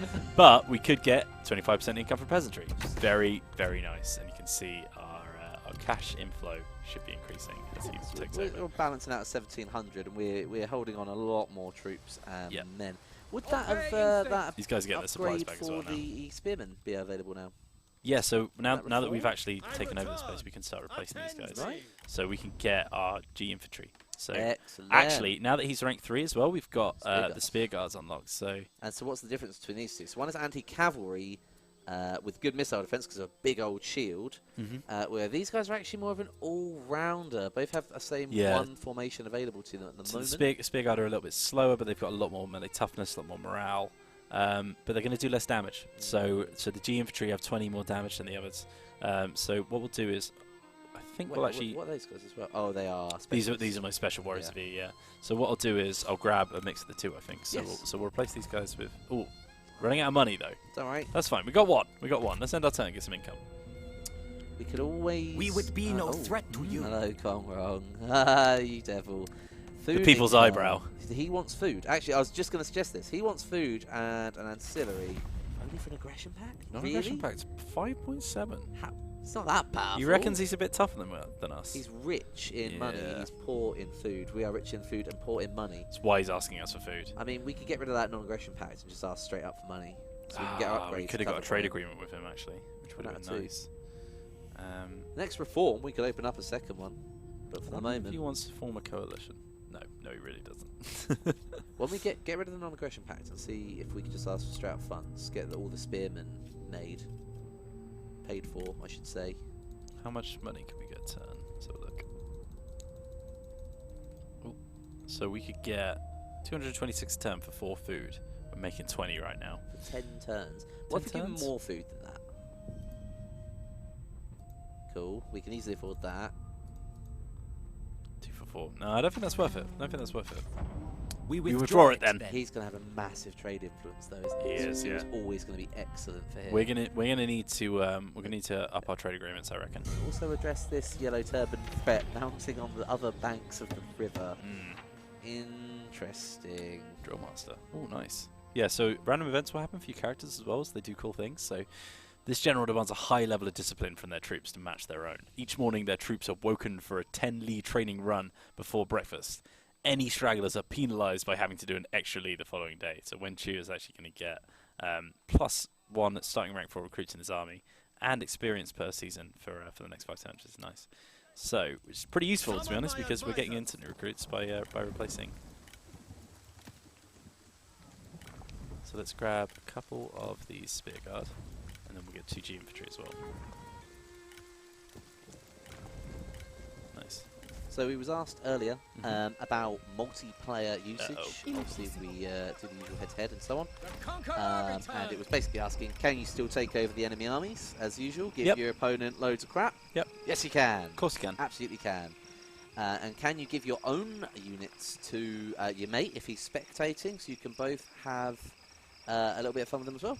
Yes, you can. Delightful. Not a problem too. So same as usual there. Thanks very much to Alan in QA for Thanks, Alan. Thanks, Alan. Is that Alan Silliman? Yes, it is. What a lad. Right, so we've got a few more. I'm just going to move into this territory. We'll probably have to run back out again if they've got too much there. But I just want to see what they have. So they've got... Oh, they've actually got Lance Cavalry. They're pretty nice. And then to tie in the garrison itself. Oh, they're pretty well defended up there.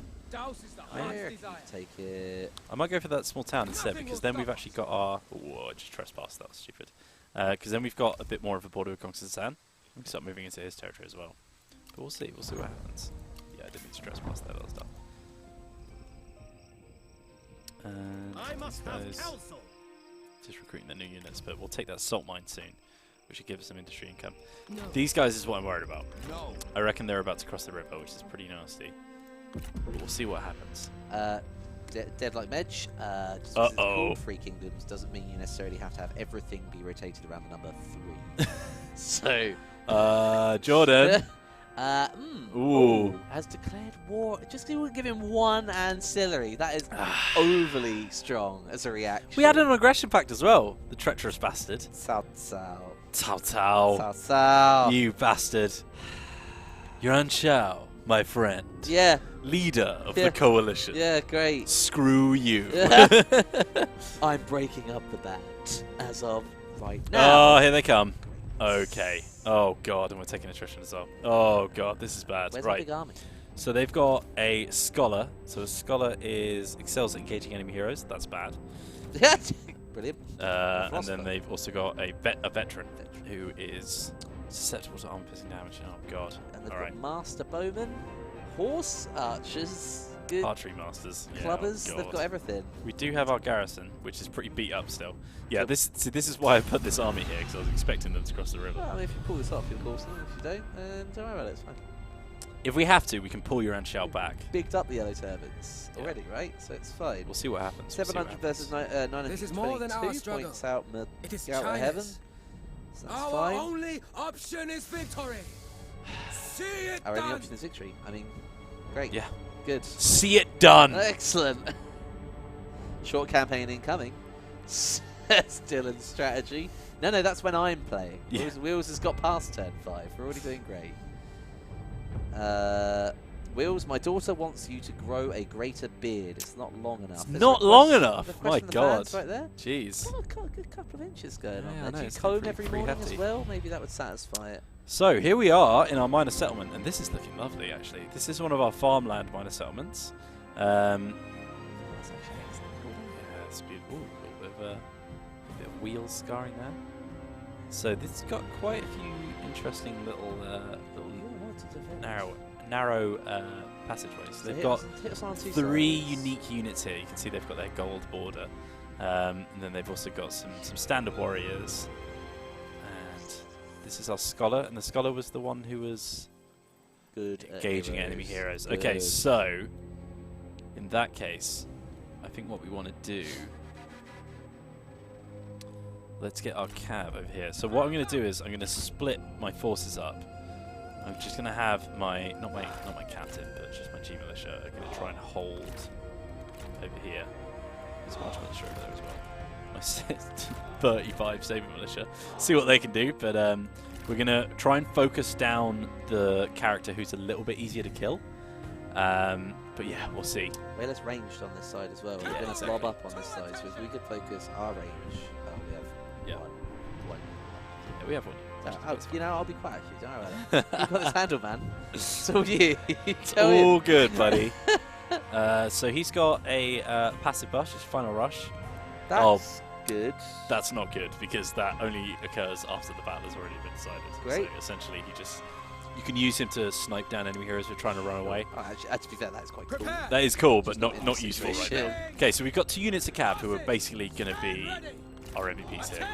Really need to look after them. To get the archers. Surely, they need to be sweepers. Right. No, sorry. So I'm back seat, I'm passenger seat.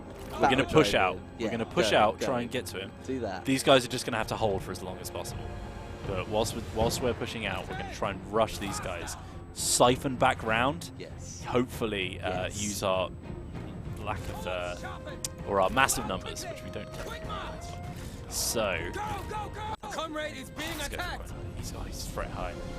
He's rank 2. Yeah, Liang's rank 2 as well. Big charge here. Big charge. Oh, get hit. We'll see how much damage this does. So I'm going to grab one of my spear guard to go into my spear guard Militia to go into the chance as well.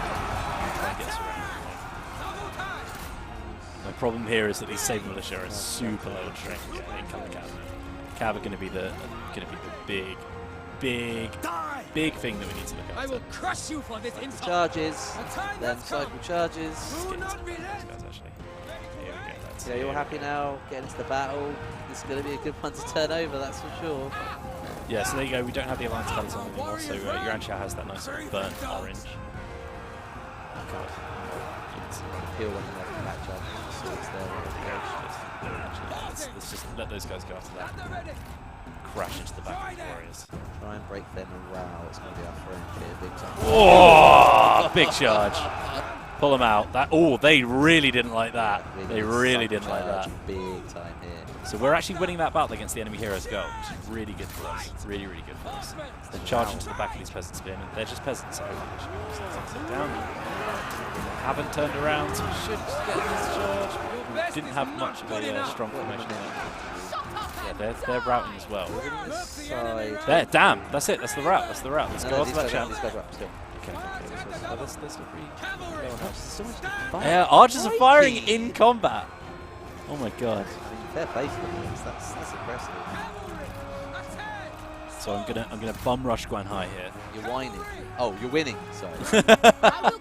You're whining, Wales. I'm not whining. I'm guessing over here, yeah, everything's gone to pot. So that's fine. We basically literally just left them to try and bide time.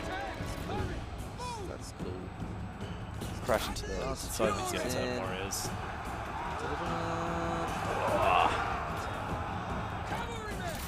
Can't believe Best archers ever. These archery masters are really giving me a run for my money. Almost taken out Guan Hai, and then we can start moving back in. Although we've got this. Ooh, they're actually exposed. Yeah, they're splitting up a little bit. They're going for the middle point though. This is mainly ranged. Middle point. Oh god, yeah, no, they are. So we do need to get back in there. Yeah, so this capture point isn't going to win them the battle, but it's going to give us a massive morale if they take it from us. They're all pretty much done. Just kill that champion. I think it's a smart play. I like it. We'll go on the less range-heavy side. Oh, there he goes. Right, move in now. Move in. I wonder if we can try and charge down this Chantas whilst they're they're not going for middle though. That's good. We've got some spears just coming in here as well. Just a peasant spearmen. But yeah, I don't think they're top priority right now. No. We need to make sure that we take out those archers as well. Once we take out their range, like they're pretty thin on the ground. Oh, the thing I'm most scared about is Tong Liang here, because she's actually pretty good at attacking units. We've got enough cat. We got 51 riders still active. If those can get into the back of those archers, then I think my main issue now is that I'm going to have to march throughout the entire settlement. We're going to get pretty tired. But hopefully we can get a nice charge in. These are Chanters, theyese guys. They're pretty cool. They've got massive clubs, which is quite cool. I like that. Oh, they don't like that though, do they? They don't like that. Yeah, so I don't know the Yellow Turban warriors yet. We haven't had a chance to play them yet, have we? But we're going to have gameplay for them before release, of course. Oh, they were actually taking that point. I don't know. Oh, no. God. Do I want to take that? Or do I want to take out these warriors? Take the warriors out. Pick your targets. Pick your targets. You've got to get near them, though. Like, they're halfway to the win, right? Big charge into the side. Oh, brace. Oh, they didn't do quite as much damage as I wanted them to. I don't want to waste my cab here. You can loop them around, though. Exposed archer unit right there. Oh, there is an exposed archer unit right there. They're trying to get around on you. If you send your hero in, these guys have split up. I don't like that. It's just form up. Are they charging you? Have they run out of ammo? Yes, they have run out of ammo. Okay, brace. Oh God! No! Right, we do have spear units there, so hopefully they can do a little bit more damage. We've got our other Militia coming in as well. Oh, my champ actually took these guys out pretty well. He's doing a bit of damage. How long can they hold that for before we lose? We won't lose because of the point. It will just take a morality buff, which, when we're already a little bit outnumbered, isn't great for us. They're starting to... We might actually win this, you know. Let's take these guys, loop round. Might be worth putting our heroes to move. Just contest. These guys are annoying me a lot. Yeah, I'm hoping that if this... Yeah, she's losing, right? So she's a bit more like a champ, where she'll be good at taking other heroes, but won't do quite as well against large units. And we've actually managed to rout these boys, which means we can get around the back here. Oh, they're starting to rout. That's it. That's the one. Big win. Woo! Big win. That was well played. See you later. That was well played. So yeah, because he's got this final rush ability now, he gets super fast, so we can charge after this character and try and kill her off. Oh my God!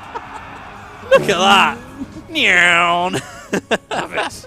And we will do that, I think. Actually, it'll be worth taking her down, as they have so many people everywhere. Yeah, they had a lot of characters. I'm surprised they decided to cross them. I think they just tried to get a rush on us. To be fair, like, they should have won that battle, but shouldn't have deployed all the range on this. Well, I guess no. The advantage is we get to see where they're deployed, and we chose to go away from their range. Yeah. That's the nice thing about being a defender. Those first two big cavalry charges into the back there. Really, we use morale as the winning factor there, not necessarily strength of arms, which is awesome. Big G's from the chat, mate. Big G's. I'm gonna fast forward this. Make sure that we kill her. Now that's super speedy mode. I want it to be this fast without the fast forward on. That's what I want. The fastest man in all of China. Come on. There we go. Oh, she's got a lot of health, hasn't she?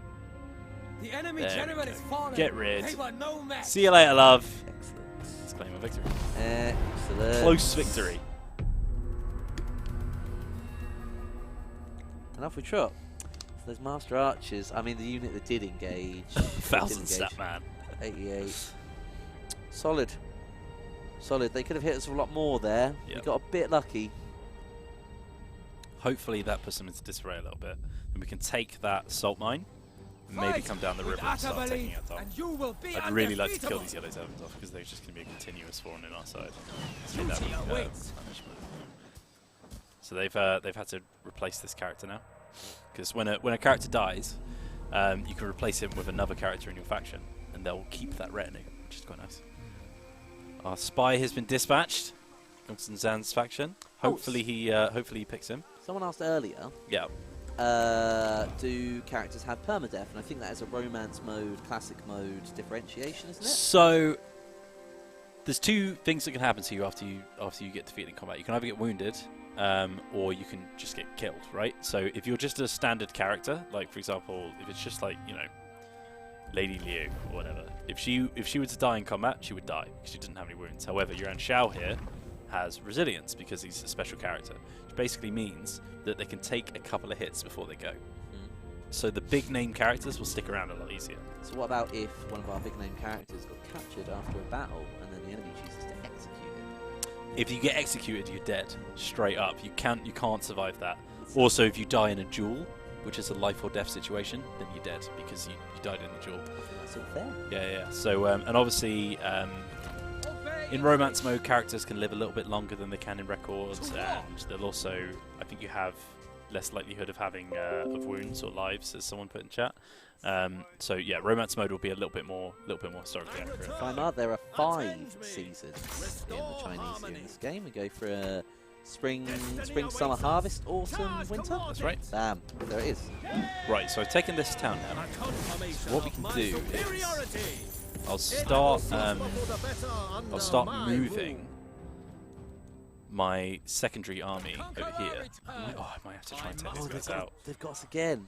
Ah, so this is interesting. Just highlight these red units. Well, yeah, because here. they're convalescing, so it means basically they're not actually. They don't exist yet. It's going to take 2 turns before they can regather their strength. So we've got them weak for a little We've while. literally just got our cav against all of that. Well, I say it's not enough. Is it not enough? They've got an awful strength character. I think what we want to do. We need someone. Yeah, we need to bring another boy in, don't we? Not really rangers, if possible. Could get a sentinel in. We haven't had a sentinel yet. We'd have to 4 recruit. band here though. Oh, so I mean, or a 6 retiny band, so we could pay a little bit more. This is actually using some of our legacy costs, though. See there? Lineage, sorry. Lineage, yeah. that's So basically, when we recruit a new character, when you're playing as Yuan Shao, and you can see Lubu's back again. When we're playing as Yuan Shao, we'll actually spend our lineage to recruit. Normally, it's about 1,000 gold, I think. So if we were to grab on these guys, this basically means that these guys aren't actually part of our faction. But yeah, that's kind of nice having a full roster already. That's very big. Oh, that they're archers. Do I want? Oh, I suppose to be fair, like sentinels do have a couple of bonuses to archers. Yeah, they do, and like some axe bands that will do well. Yeah, axe bands are pretty decent. Yeah, let's grab. Let's grab. Right. Okay, welcome to the force. Welcome to the force, Mr. Gongqian. So we'll grab you. Oh, you can actually get these Shen Sword Guard, which is pretty good as well. Medium as well.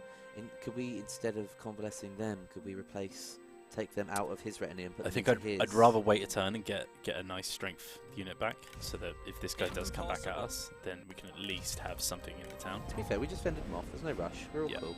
What time are we on till today? 5 or 6? Oh god, we're finishing in 6 minutes! That's how it's Oh like. my goodness! Do I need This to is say rushed that? by. This is absolutely sped by. So we've secured Ping Yuan. Guys, I hope you've enjoyed the stream. Obviously, we're just showing you the early game here, so it's been pretty chill so far. But once all these border wars start kicking off, especially with Cao Cao getting his claws into us nice and early, we're going to have a lot of stuff to kick off. You can join us, of course, next week on February the 13th, where we'll be kicking off at the same time, 3 PM, and then the week after that. So we're going to be carrying on with the same campaign, continuing with the same characters and everything like that. Oh, you made a good So dent, mate. yeah, so we'll kick off with it. We've done about 12 turns here, but we've got a lot of stuff to talk about. So don't worry about it. We've got plenty of stuff to do so far. Remember to take save while I'm thinking about it. Yeah, it's a good idea.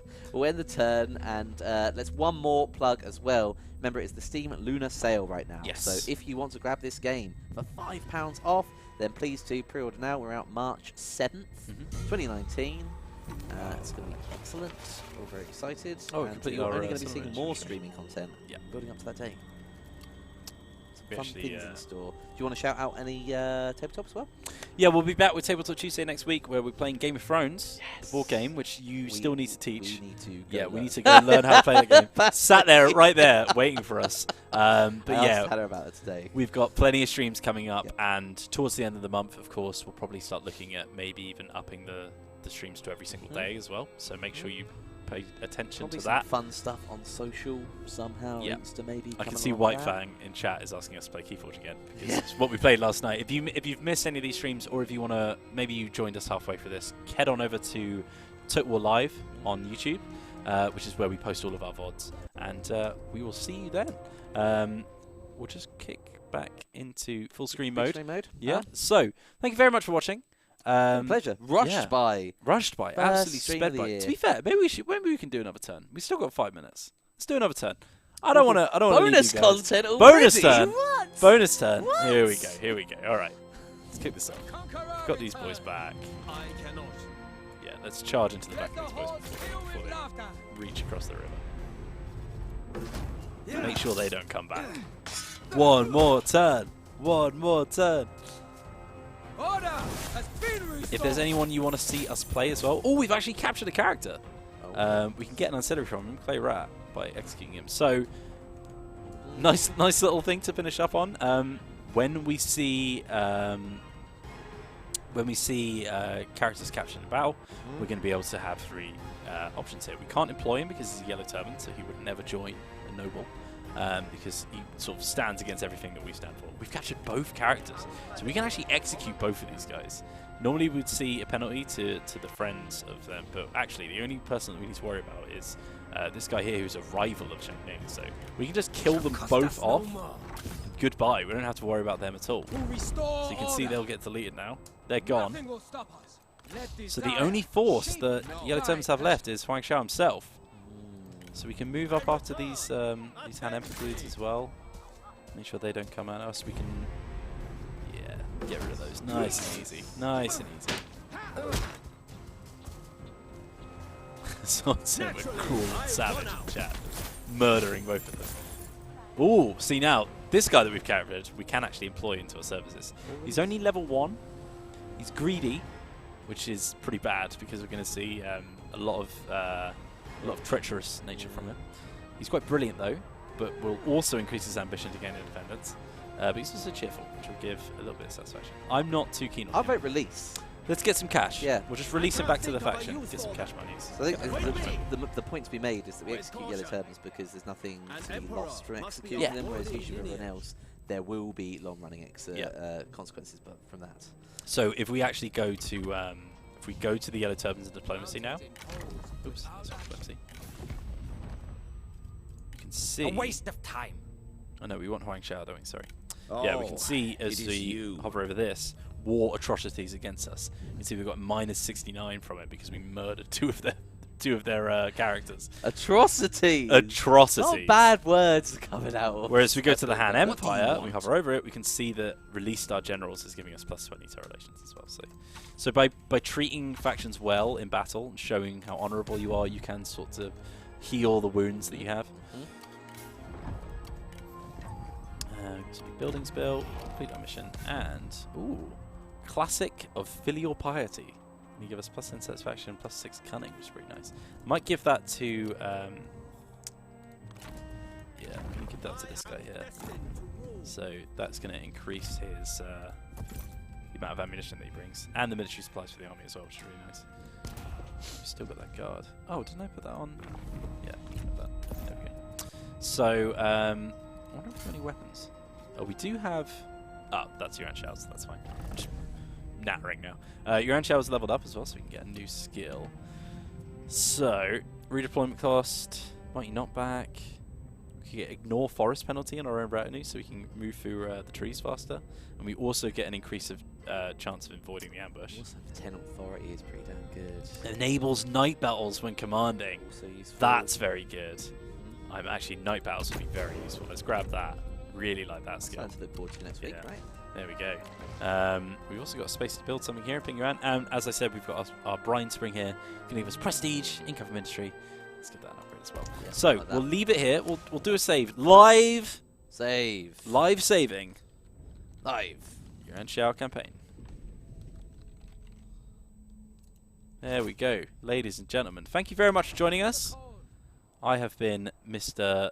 Wheels Whelan. I've been joined by the illustrious Jordan Wright. Shout out to Tom Hawkins on the production desk, who's been helping us out with little bits.